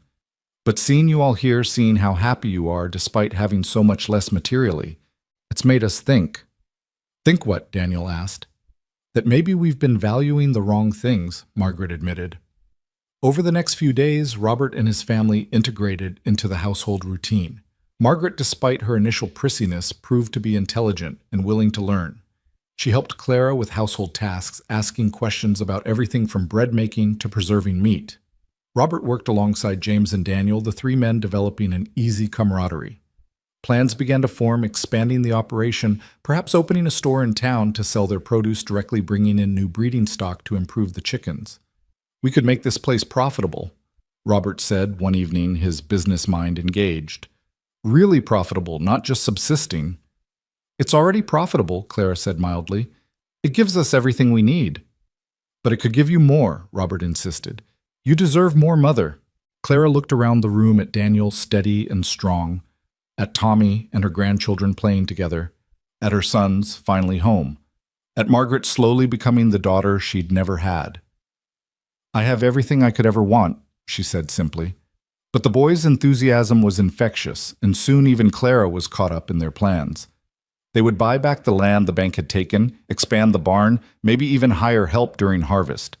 It wasn't about the money, really, but about building something together, something that would last. One evening, as the women cleaned up after dinner and the men discussed business plans, Tommy approached Clara with a serious expression. "Mama?" "Clara, are you happy?" he asked. Clara set down her dish rag and gave him her full attention. "Why do you ask, sweetheart?" "Because you smile all the time now. Before, when we first came, you smiled sometimes, but now you smile even when you're doing dishes." Clara pulled him into her lap, this precious boy who had brought such light into her life. "Yes, my darling, I'm happy. Happier than I've ever been. Because of Pa. Because of your Pa and you and James and Robert and everyone. Because our family is complete." "Will it always be like this?" Tommy asked with a child's need for reassurance. Clara thought about lying, about promising him that nothing would change, but she respected him too much for that. "Nothing lasts forever, sweetheart. People get older, things change. But the love lasts. No matter what happens, the love we have for each other will always be there. Tommy seemed satisfied with this and scampered off to play. But his question lingered in Clara's mind. She was 52 now, Daniel 37. If they were lucky, they might have 20 years together, maybe 30. It wasn't enough, would never be enough. But it was so much more than she'd thought she'd have. That night, as she and Daniel prepared for bed, she shared Tommy's question and her thoughts. "He's right, you know," Daniel said. "You do smile more now." "I have more to smile about." Daniel pulled her close. "I want to give you a lifetime of smiles, Clara Hart." "You already have," she said. "Every day with you is a lifetime's worth of joy compressed into 24 hours. "That's very poetic," Daniel teased. "I'm a very poetic old woman." "You're not old, huh?" Daniel said, as he always did. "I'm not young either," Clara replied, as she always did. "You're perfect," Daniel said, which was new. Clara looked up at him, this man who had crashed into her life and refused to leave, who had seen her not as a used-up widow, but as a woman worth loving. "I love you," she said, the words still feeling new and precious, even after months of marriage. "And I love you," he replied. "Today, tomorrow, and all the days after that." As spring arrived, bringing with it the promise of new growth, the Hart homestead hummed with activity. Robert had indeed moved his family to town, opening a general store that would sell their produce and goods from other local farms. James had surprised everyone by showing a real talent for animal husbandry and was working on improving their chicken breeds. Clara stood in her garden, the same one she'd tended alone for so many years, now expanded and bursting with potential. Tommy worked beside her, carefully planting seeds while chattering about his plans for the future. "When I grow up," he announced, "I'm going to have the biggest farm in Montana, and you and Pa can live with me, and Uncle James and Uncle Robert can visit all the time." "That sounds wonderful," Clara said, her heart full. "And maybe I'll have a wife like you," Tommy continued. "Someone brave and kind who makes good pie." Clara laughed. "Those are excellent qualities to look for in a wife." "Pa says you're the best wife in the whole world," Tommy informed her. "He says he's the luckiest man alive." "Your pa is given to exaggeration," Clara said, though she flushed with pleasure. "No, he's not," Tommy said seriously. "He's right. You are the best." As if summoned by the conversation, Daniel appeared at the garden gate. "How are my favorite gardeners?" "Pa." Tommy ran to him, and Daniel swung him up onto his shoulders. "The seeds are all planted," Tommy reported. "Mama Clara says we'll have the best vegetables in the county." "I don't doubt it," Daniel said, his eyes meeting Clara's over Tommy's head. "Your Mama Clara has a gift for making things grow." The summer that followed brought prosperity beyond anything Clara had imagined. The expanded garden produced abundantly, Robert's store in town thrived, and James's improved chicken breeds were drawing buyers from neighboring counties. But more than material success, it was the rhythm of family life that filled Clara's days with purpose. She woke one July morning to find Daniel already gone from their bed, which was unusual. Through the window, she could see him in deep conversation with James and Robert near the barn. Their expressions were serious, and Clara felt a flutter of worry. The last time the men had looked so grave was when they discovered blight on some of the crops. Dressing quickly, she went to start breakfast, but her mind remained on whatever was troubling them. Tommy bounded into the kitchen, already dirty from some early morning adventure. "Mama Clara, Uncle James says there's going to be a surprise today," he announced, climbing onto his usual chair. "Did he now?" Clara asked, relaxing slightly. If it was a surprise rather than a crisis, perhaps her worry was unfounded. "A big surprise," Tommy confirmed, "but he wouldn't tell me what. That's not fair, is it?" "Sometimes surprises are better when we wait for them," Clara said, though her own curiosity was piqued. The men came in for breakfast acting perfectly normal, though Clara caught them exchanging meaningful glances. Daniel's hand found hers under the table, squeezing gently. "You're up to something," she accused quietly. "Always," he replied with a grin that made him look years younger. After breakfast, Daniel suggested a walk. "Just the two of us," he said. "Tommy, you stay and help your uncles." "But, Pa—" "No arguments," Daniel said firmly, though his eyes twinkled. Clara took his offered arm, suspicious but willing to play along. They walked past the garden, past the expanded chicken coops, toward the eastern edge of their property. As they crested a small hill, Clara stopped in her tracks. There, where the old Patterson place had stood abandoned for 3 years, was activity. Several men were working on the dilapidated house, hammering and sawing. A wagon loaded with lumber stood nearby. "Daniel what?" "We bought it," Daniel said simply. "Your sons and I. We pooled our resources and bought the Patterson place. All 40 acres. Clara's legs went weak and Daniel steadied her. 40 acres, but the cost was manageable with Robert's business sense and James's savings from the chicken sales. We closed the deal yesterday. But why didn't you tell me? Daniel turned her to face him. Because you would have worried about the expense. You would have said we had enough that we didn't need more. And you would have been wrong. Clara opened her mouth to protest, then closed it. He was right. She would have said exactly that. This land connects our property to the main road, Daniel continued. It gives us better access for transporting goods. The house once repaired can be for James when he's ready, or for hired hands during harvest. The possibilities are endless. When he's ready, Clara repeated. You mean when he marries? Daniel smiled. Haven't you noticed? He's been spending quite a bit of time in town lately, and not just for business. Clara thought about it and realized Daniel was right. James had been making more frequent trips to town, returning with a lighter step and occasional smile. Who? The young widow Morrison, Pete's daughter-in-law. Sarah Morrison. Clara was surprised. Sarah had lost her husband 2 years ago to a riding accident, leaving her with a young daughter. She was sweet but shy, keeping mostly to herself. They've been talking after church, Daniel said. James helped her with some repairs on her house. One thing led to another. Clara felt a mix of emotions, joy, that James might find love, worry about another change, wonder at how much could happen without her noticing. You knew and didn't tell me. James asked me not to. He wanted to be sure before involving you. He knows how much your opinion matters. They stood looking at the work being done, and Clara felt overwhelmed by the magnitude of what her family had accomplished. A year ago, she'd been barely holding on to half her original land. Now they own nearly 100 acres combined. It's too much, she said weakly. It's exactly right, Daniel countered. We're building something here, Clara, not just for us, but for Tommy, for any grandchildren that might come for generations we'll never see. Clara thought of her husband, how he'd dreamed of exactly this, a legacy, something to pass on. He'd died thinking he'd failed, but here was Daniel, a stranger who'd become everything fulfilling those dreams. He would have liked you, she said suddenly. My first husband. He would have appreciated what you're doing. Daniel was quiet for a moment. I hope so. I hope he knows I'm taking care of what he loved. They walked back slowly, and Clara found herself seeing their land with new eyes. It wasn't just about survival anymore. They were thriving, building, creating something that would outlast them all. That evening, James finally told Clara about Sarah. He was nervous, stumbling over his words like a young boy rather than a man of 31. She's nothing like my first wife, he said. She's strong, practical. She understands this life because she's lived it. And her daughter Lucy, she needs a father.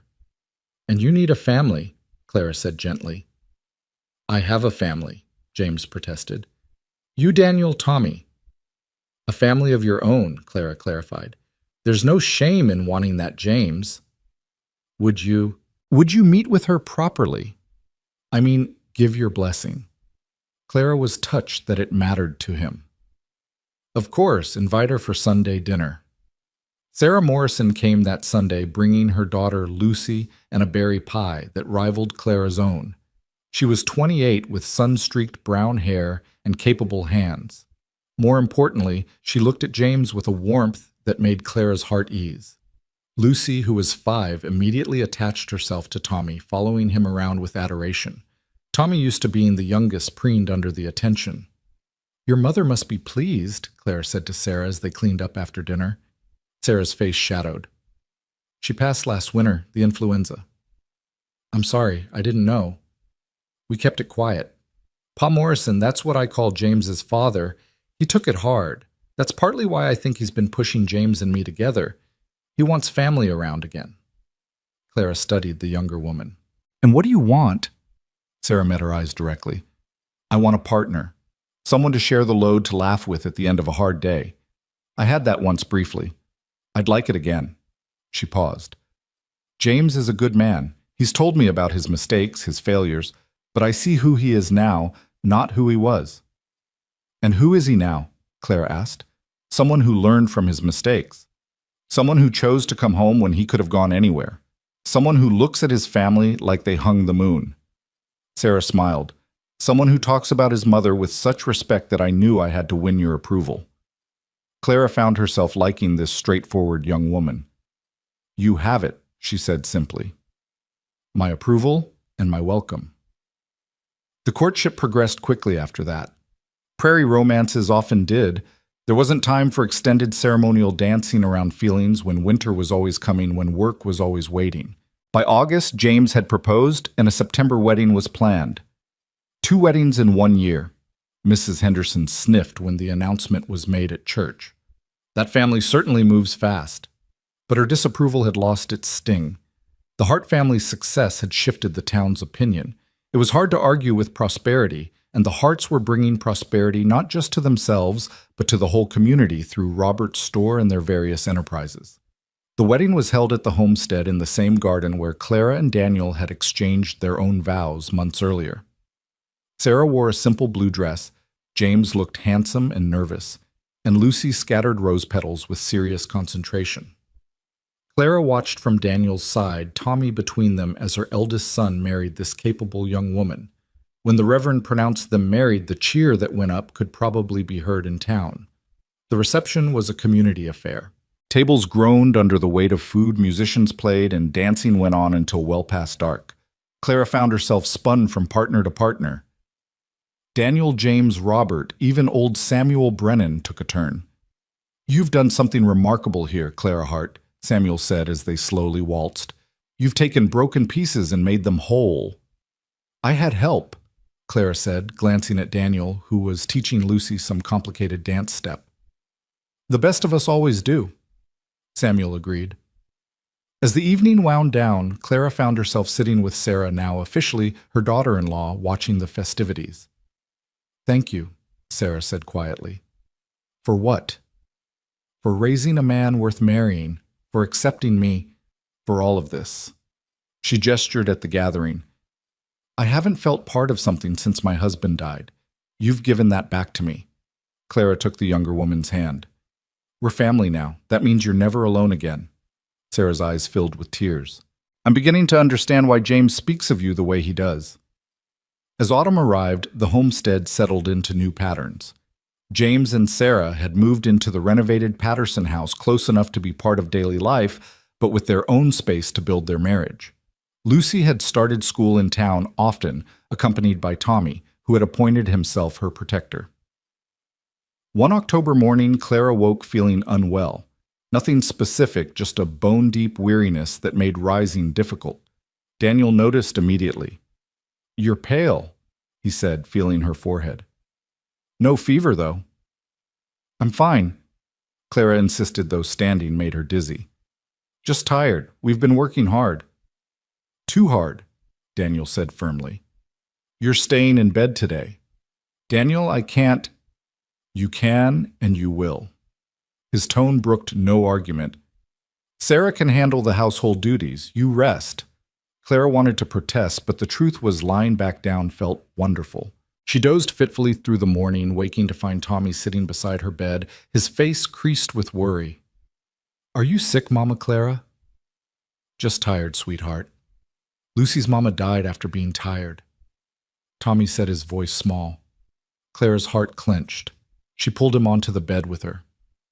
I'm not dying, Tommy. Sometimes people just need rest. Promise. I promise. I'm too stubborn to die. Ask anyone. That got a small smile from him. Pa says you're the stubbornest person he knows. Your pa is a smart man. But the fatigue persisted for days, accompanied by occasional dizziness and a loss of appetite that worried Daniel tremendously. He wanted to fetch the doctor from town, but Clara refused. It's just the change of seasons, she insisted. Women my age go through these things. It was Sarah who finally challenged her. She came by with soup and found Clara trying to work despite obvious exhaustion. "Mother Hart," she said, using the formal address she'd adopted. "May I speak plainly?" "Of course."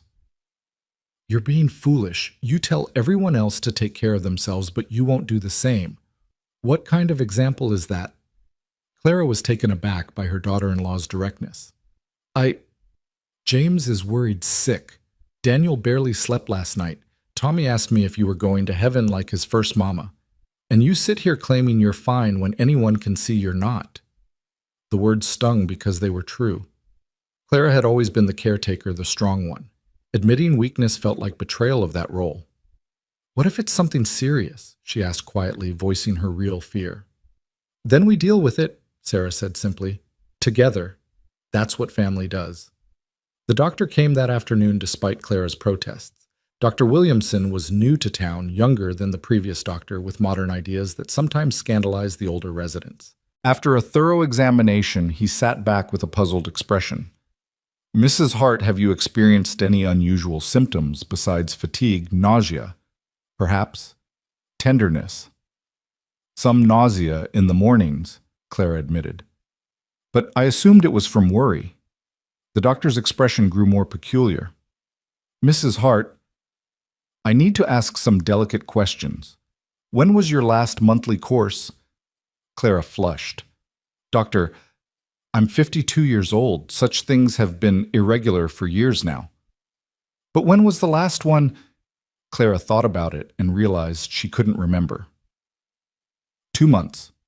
3. She'd assumed it was the final cessation that came to all women her age. "I'm not certain, but surely you're not suggesting—" "I'm suggesting," the doctor said carefully, "that your symptoms are consistent with pregnancy." The word hung in the air like an impossibility. Clara stared at the doctor, then burst into laughter, slightly hysterical laughter. "That's absurd. I'm 52 years old. I've already raised 2 sons. I'm a grandmother, for heaven's sake." "And yet," the doctor said mildly, "it's not unheard of. Rare, certainly. Risky, absolutely, but not impossible." Clara's laughter died. She thought of the past months with Daniel, the renewal of physical intimacy she'd thought was years behind her. Could it be possible? But the risks are significant, the doctor admitted. "At your age, pregnancy and childbirth carry dangers. We would need to monitor you carefully, but many women have successfully borne children at your age." Clara's mind reeled. A baby. At her age. What would people say? What would Daniel say? Oh God, what would her sons say? "I need to think," she managed. "Of course, but if you're pregnant, we need to begin proper care immediately. No more heavy work, proper nutrition, regular checkups." After the doctor left, Clara sat in stunned silence. A baby. The thought was terrifying and wonderful and impossible all at once. Daniel found her there an hour later, still sitting in the same position. "Clara, what did the doctor say? Is it serious?" She looked up at him. This man who had already given her so much and didn't know how to tell him he might have given her even more. "Daniel," she began, then stopped. "How did you tell your younger husband that you might be carrying his child when you were old enough to be a grandmother?" "Whatever it is, we'll face it together," Daniel said, kneeling beside her chair and taking her hands. "The doctor thinks—" She paused, gathered her courage. "He believes I might be with child." Daniel's face went through a series of expressions: shock, disbelief, wonder, and finally joy mixed with concern. "A baby," he whispered. "Our baby." "It might not be true. It seems impossible at my age.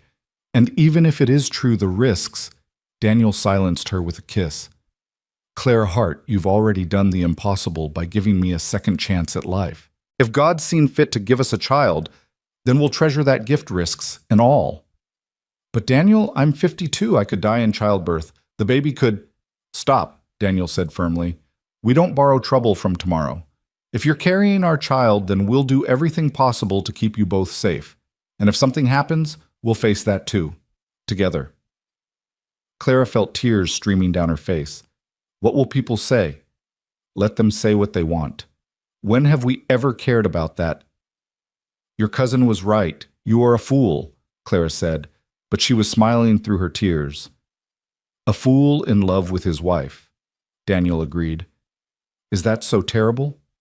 The news spread through the family like wildfire. Tommy was ecstatic at the idea of being a big brother. James was shocked but supportive. Robert was concerned about the medical risks. Sarah was practical, immediately beginning to plan how to help. But it was Margaret, Robert's wife, who surprised Clara most. She came to visit a few days after the news broke, bringing a package wrapped in brown paper. I know we haven't always been close, Margaret said awkwardly, but I wanted you to have this. Clara unwrapped it to find a beautiful baby blanket hand-knitted in soft yellow yarn. You made this, Margaret blushed. I've been working on it since I heard. I know it might be premature, but Clara hugged her daughter-in-law, surprising them both. It's perfect. Thank you. You're brave, Margaret said quietly. I'm terrified of pregnancy at 30, and you're facing it at 52 with such grace. I'm terrified too, Clara admitted. But I've learned that the best things in life usually come wrapped in terror. As autumn deepened toward winter, Clara's pregnancy was confirmed. The doctor monitored her carefully, and she chafed at the restrictions placed on her no heavy lifting limited standing rest periods throughout the day. I feel like an invalid, she complained to Daniel one evening. You're growing our child, he replied, his hand gentle on her still flat stomach. That's the most important work you could be doing. At my age, you're not old, Daniel said, as he always did, but this time he added, you're experienced. Our child will have the benefit of parents who know what matters in life. The town's reaction was mixed as expected. Some were scandalized. A woman of Clara's age having a baby was unseemly, unnatural even. Others were supportive, seeing it as a blessing for a couple who'd found love later in life. Mrs. Henderson predictably had opinions. It's tempting fate, she declared at the church sewing circle. Women her age shouldn't be having babies. Mary bore Jesus at an advanced age, Reverend Mitchell reminded her mildly. That was different, Mrs. Henderson sniffed. That was divine intervention. Who's to say this isn't? The Reverend asked, and that quieted her at least temporarily. One snowy December evening, as the family gathered for dinner, Clara felt the first flutter of movement in her womb. She gasped, her hand going to her stomach. Clara! Daniel was beside her instantly. The baby, she whispered. I felt the baby move. The room erupted in excitement. Tommy wanted to feel too, and Clara guided his small hand to where she'd felt the flutter, though it was too early for external movement to be felt. Hello, baby, Tommy said solemnly to Clara's stomach. I'm your big brother. I'm going to teach you everything. James raised his glass. To new life, he said. To miracles that come when we least expect them. To family, Robert added. To courage. Sarah contributed. To love? Daniel set his eyes on Clara. To all of it. Clara set her hand resting on the promise growing within her. To everything we thought was impossible that turned out to be exactly what we needed. As Christmas approached, bringing with it memories of the previous year's transformation, Clara marveled at how much had changed. The house that had once been a tomb was now bursting with life. The woman who'd thought her story was over was writing new chapters she'd never imagined. Do you remember it? Daniel said one night as they lay together, his hand protective over her growing belly. When you said you were too old for love? I was wrong, Clara admitted. You were scared, Daniel corrected gently. We both were, but look what courage brought us. Clara thought of the child growing within her, defying all probability. She thought of her sons returned and thriving. She thought of the family they'd built from broken pieces and desperate chances. I love you, she said, the words still feeling like a miracle. I love you too, Daniel replied. You and this little one and Tommy and this whole beautiful, chaotic life we've built. Even if, Clara began, but Daniel stopped her with a kiss. No matter what, he said firmly, we've already beaten the odds just by finding each other. Everything else is just bonus. As snow began to fall outside, Clara snuggled deeper into Daniel's embrace. She was 52 years old, pregnant, married to a younger man, mother to a 7-year-old grandmother, to 2, about to be grandmother to another through James and Sarah. Her life had become impossible and wonderful in equal measure. The baby kicked stronger this time, and Daniel felt it too, his face lighting up with wonder. "Strong," he said, "like his mother." "Her mother," Clara corrected. "I have a feeling it's a girl." "Either way," Daniel said, "they're going to be loved beyond measure." Tommy appeared in the doorway, trailing his blanket. "I had a dream about the baby," he announced. "Come here, sweetheart," Clara said, making room for him between them. "What did you dream?" Daniel asked. "I dreamed the baby was here and we were all together, and Mama Clara was teaching her to make pie, and you were teaching her to ride horses, and I was teaching her to read." "That sounds like a beautiful dream," Clara said, kissing his head. "It wasn't a dream," Tommy said with the certainty only children possess. "It was what's going to happen." As the three of them lay together, the baby moving between them, snow falling soft outside, Clara believed him. They'd already made so many impossible things possible. What was one more miracle? The winter months passed with a careful rhythm, each day measured by Clara's growing belly and the family's protective hovering. By February, she could no longer hide her condition, and walking to church had become an event that required Daniel's steady arm and frequent rests. "I feel like a prize cow being paraded," Clara muttered one Sunday as yet another woman stopped them to offer advice or judgment disguised as concern. "You're beautiful," Daniel whispered back, his hand warm on her lower back where the ache had settled permanently. "I'm enormous," Clara corrected. "Beautifully enormous," Daniel insisted, which earned him a swat on the arm and a reluctant smile. Dr. Williamson visited weekly, now his young face serious as he monitored Clara's condition. The baby was growing well, but Clara's age meant every symptom was scrutinized, every twinge cause for concern. "Your blood pressure is slightly elevated, Chit," he said during one visit in early March. "You need to rest more." "I rest plenty," Clara protested, though even she knew it wasn't entirely true. The habit of constant work was hard to break, even with Sarah and Margaret taking over most household duties. "Mama Clara doesn't know how to rest," Tommy piped up from his corner where he was practicing his letters. "She pretends to sit still, but her hands are always doing something." The doctor raised an eyebrow at Clara. "Out of the mouths of babes." "Traitor," Clara said to Tommy, but fondly. That night, Daniel instituted what he called enforced rest periods. He would physically carry Clara to bed if necessary, sitting with her, to ensure she actually rested rather than mentally cataloging all the work that needed doing. "This is ridiculous," Clara said, lying in bed at 2 in the afternoon while the sun shone outside and she could hear Sarah and Margaret working in the kitchen. "This is necessary," Daniel corrected, sitting beside her with his whittling. "Our child needs you healthy." "Our child needs a mother who isn't going stir-crazy," Clara countered. Daniel set down his knife and wood lying down beside her. "Tell me about when James and Robert were babies." It was a clever distraction, and Clara knew it, but she found herself responding anyway. She told him about James's first steps taken toward a butterfly in the garden, about Robert's first word, which had been horse rather than mama or papa, much to everyone's amusement. "Were you scared then?" Daniel asked. "Terrified," Clara admitted. "But I was young. I thought youth meant invincibility. Now I know better." "Now you know you're actually invincible," Daniel said. "You've proven it over and over." "I'm not invincible," Clara said quietly. "Women die in childbirth all the time, especially women my age." Daniel's hand found hers squeezing tightly. "You're not going to die. You can't know that." "I can believe it," Daniel said firmly. "I can believe it with everything in me, and I do." Clara wanted to argue, to make him acknowledge the very real dangers, but the baby chose that moment to perform what felt like a complete somersault, and she gasped instead. "Active little thing," Daniel said, his hand moving to her belly. "Takes after their father," Clara said. "Never still." "Takes after their mother," Daniel corrected. "Determined to make their presence known." As March gave way to April, Clara's world contracted to the space between her bed and the kitchen chair. Dr. Williamson had confined her to minimal activity after a frightening episode where she'd nearly fainted while collecting eggs.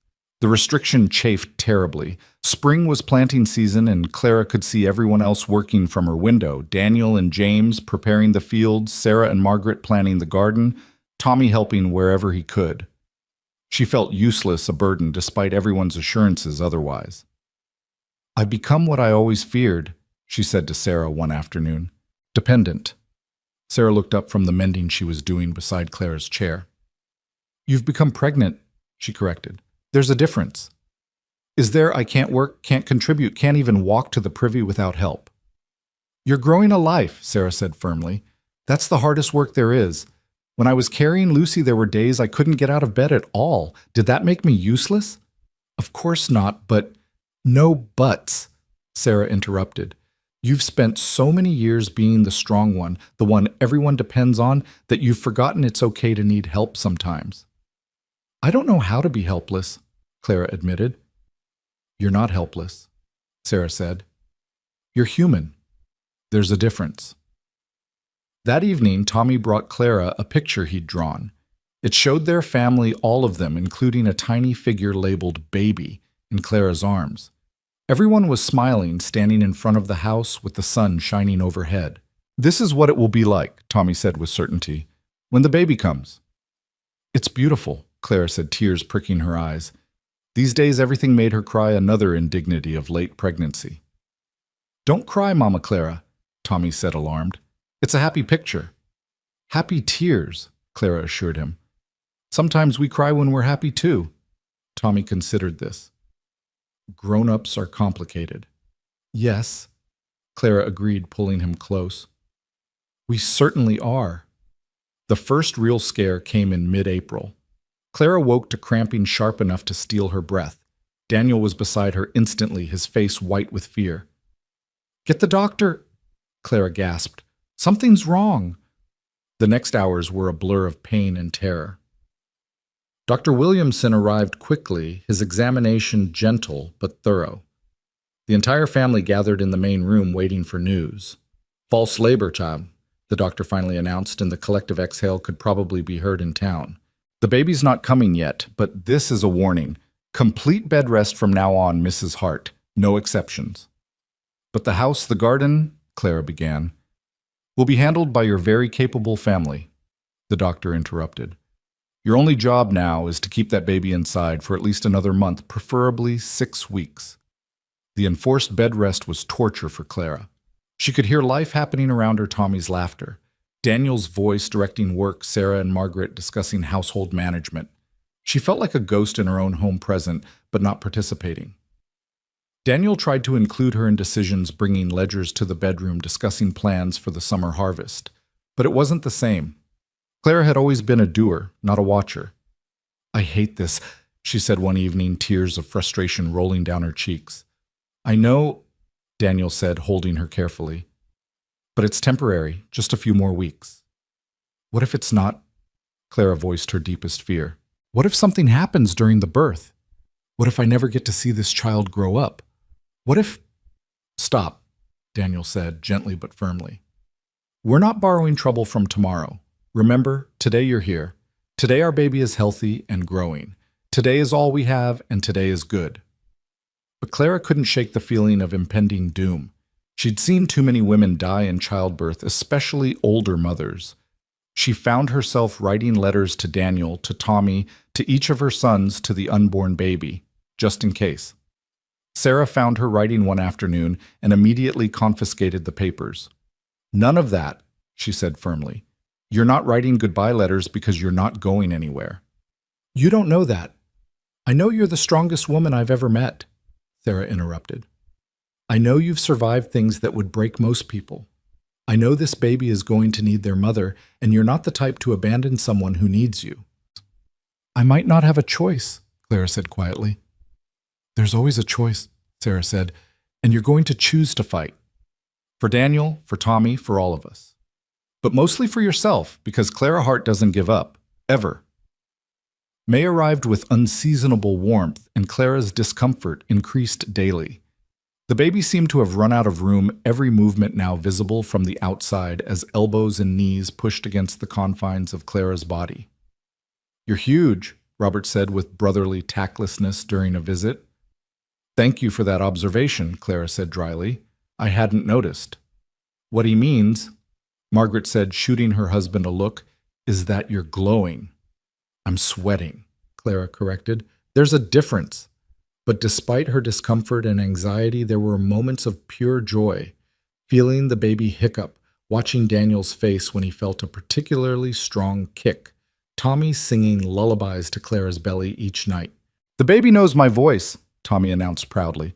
They always move when I talk. That's because you never stop talking, James teased, but gently. The baby likes stories, Tommy insisted, just like Mama Clara taught me to like them. One evening in late May, as Clara lay in bed feeling particularly enormous and uncomfortable, Daniel brought her something wrapped in cloth. What's this? She asked. Open it. Inside was a small wooden cradle beautifully carved with intricate designs of flowers and vines. Daniel, it's beautiful, Clara breathed. Where did you pull? I made it, he said, suddenly shy. I've been working on it in the barn at night. I wanted our child to have something special. Clara traced the carvings with her finger tears flowing freely. It's perfect. There's more, Daniel said, pointing to a particular section of the carving. Look closer.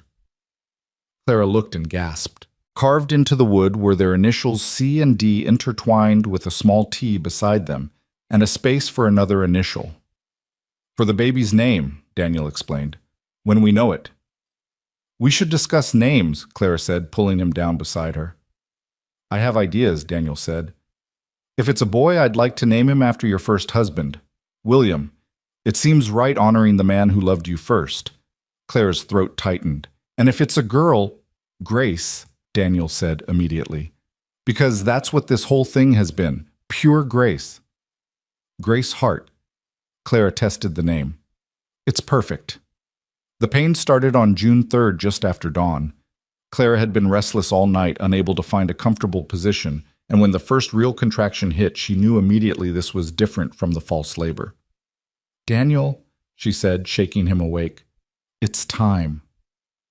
The next hours passed in a blur of controlled chaos. Dr. Williamson arrived quickly. Sarah and Margaret prepared the bedroom. James took Tommy to stay with the Morrisons, and Daniel refused to leave Clara's side despite the doctor's suggestion that he wait outside. I'm not going anywhere, Daniel said firmly, gripping Clara's hand. Men don't usually, the doctor began. I don't care what men usually do, Daniel interrupted. I'm staying with my wife.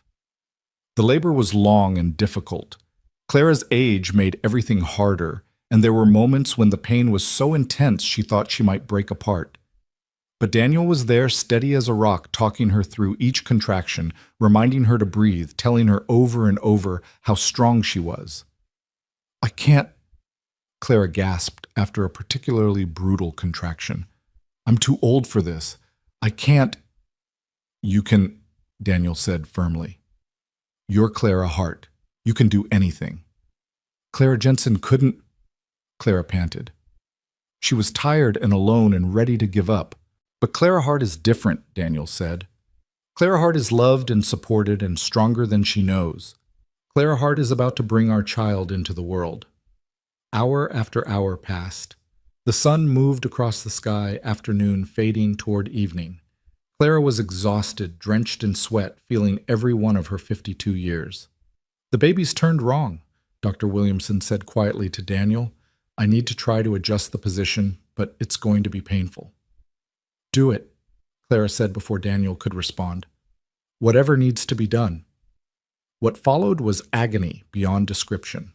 Clara bit down on a leather strap to keep from screaming, her body fighting against the doctor's manipulations. But finally she felt the baby shift. That's it, the doctor said with relief. Now push Mrs. Hart. Your baby's ready to be born. Clara pushed with strength. She didn't know she had left Daniel's voice in her ear. Sarah's cool cloths on her forehead, and Margaret's quiet prayers filling the spaces between contractions. And then, just as the sun was setting on June 3rd, 1883, Grace Hart entered the world with a cry that could have woken the dead. A girl! Dr. Williamson announced, placing the squalling infant on Clara's chest. A healthy, perfect girl. Clara looked down at her daughter at 52 years old, and felt her heart expand beyond what she thought possible. Grace had Daniel's dark hair, but Clara's stubborn chin.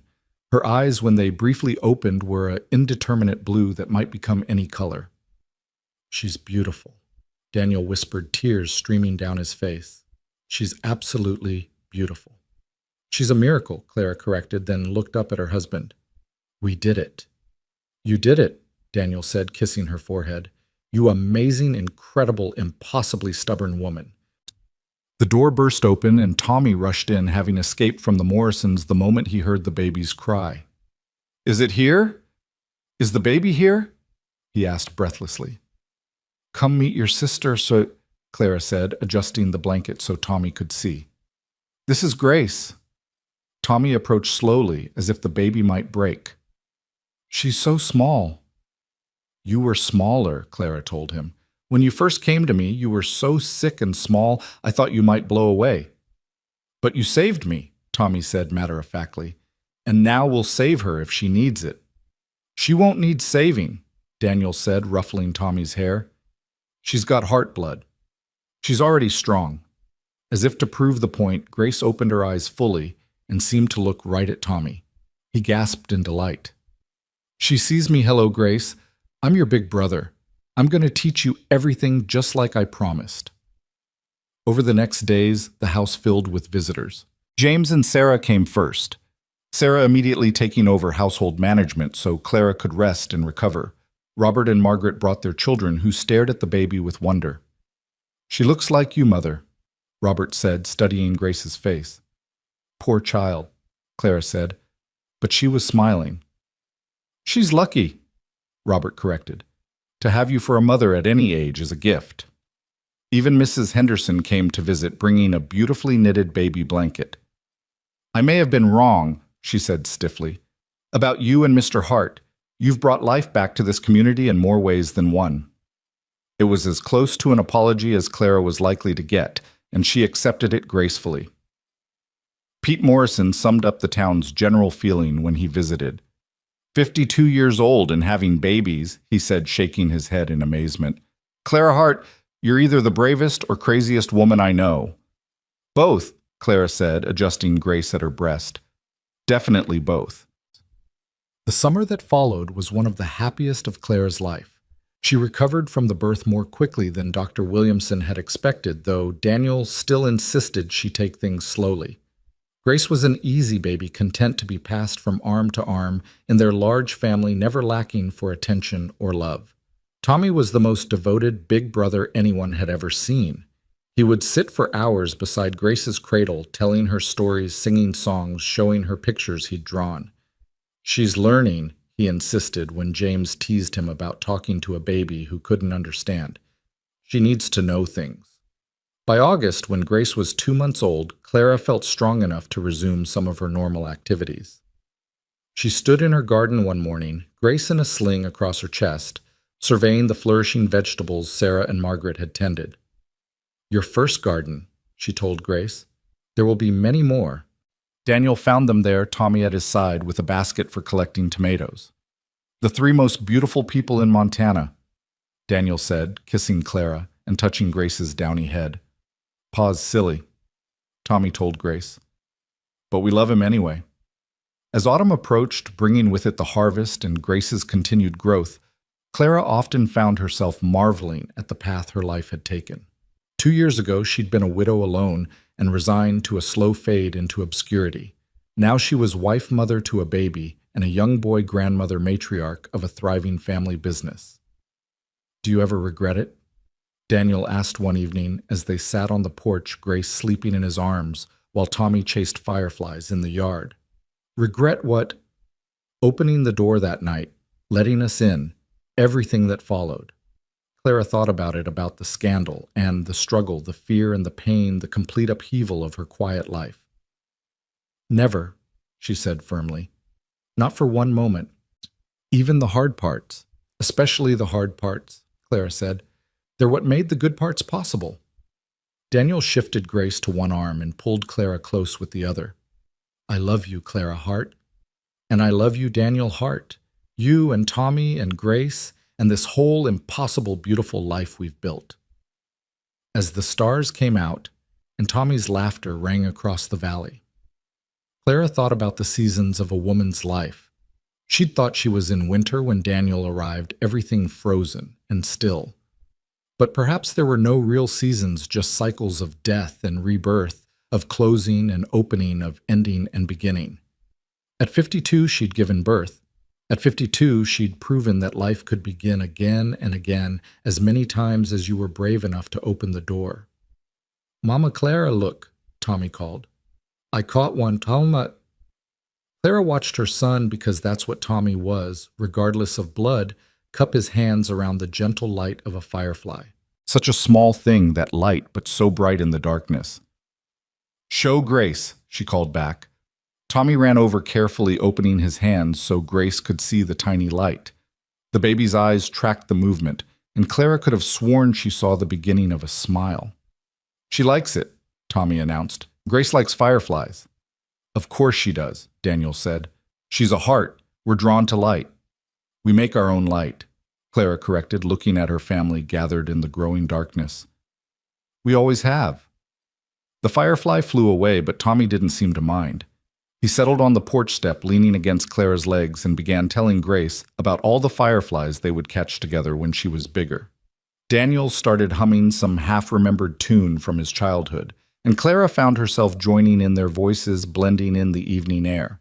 Grace made a contented sound, not quite a coo, but close, and Tommy added his own enthusiastic humming to the mix.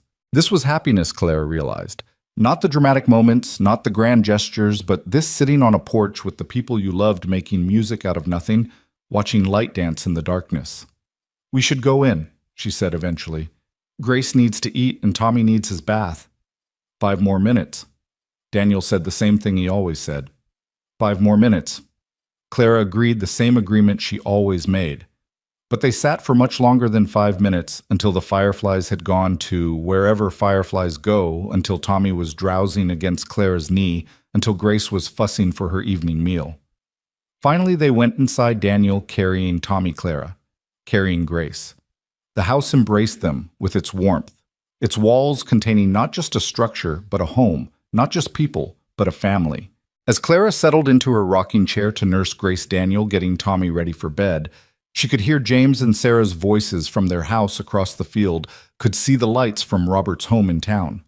Her family spread out but connected, each living their own stories but part of the larger narrative. We did good, William, she whispered to her first husband's memory. We built something that lasted just like you wanted. There was no answer, of course, but Clara felt a peace that suggested approval. William would have liked, Daniel would have been proud of what they'd accomplished together. Grace finished nursing, and Clara lifted her to her shoulder, patting her back gently. Such a small weight, but such a large presence. This child who shouldn't exist, born to a woman who shouldn't have been able to bear her proof that life didn't follow rules or expectations.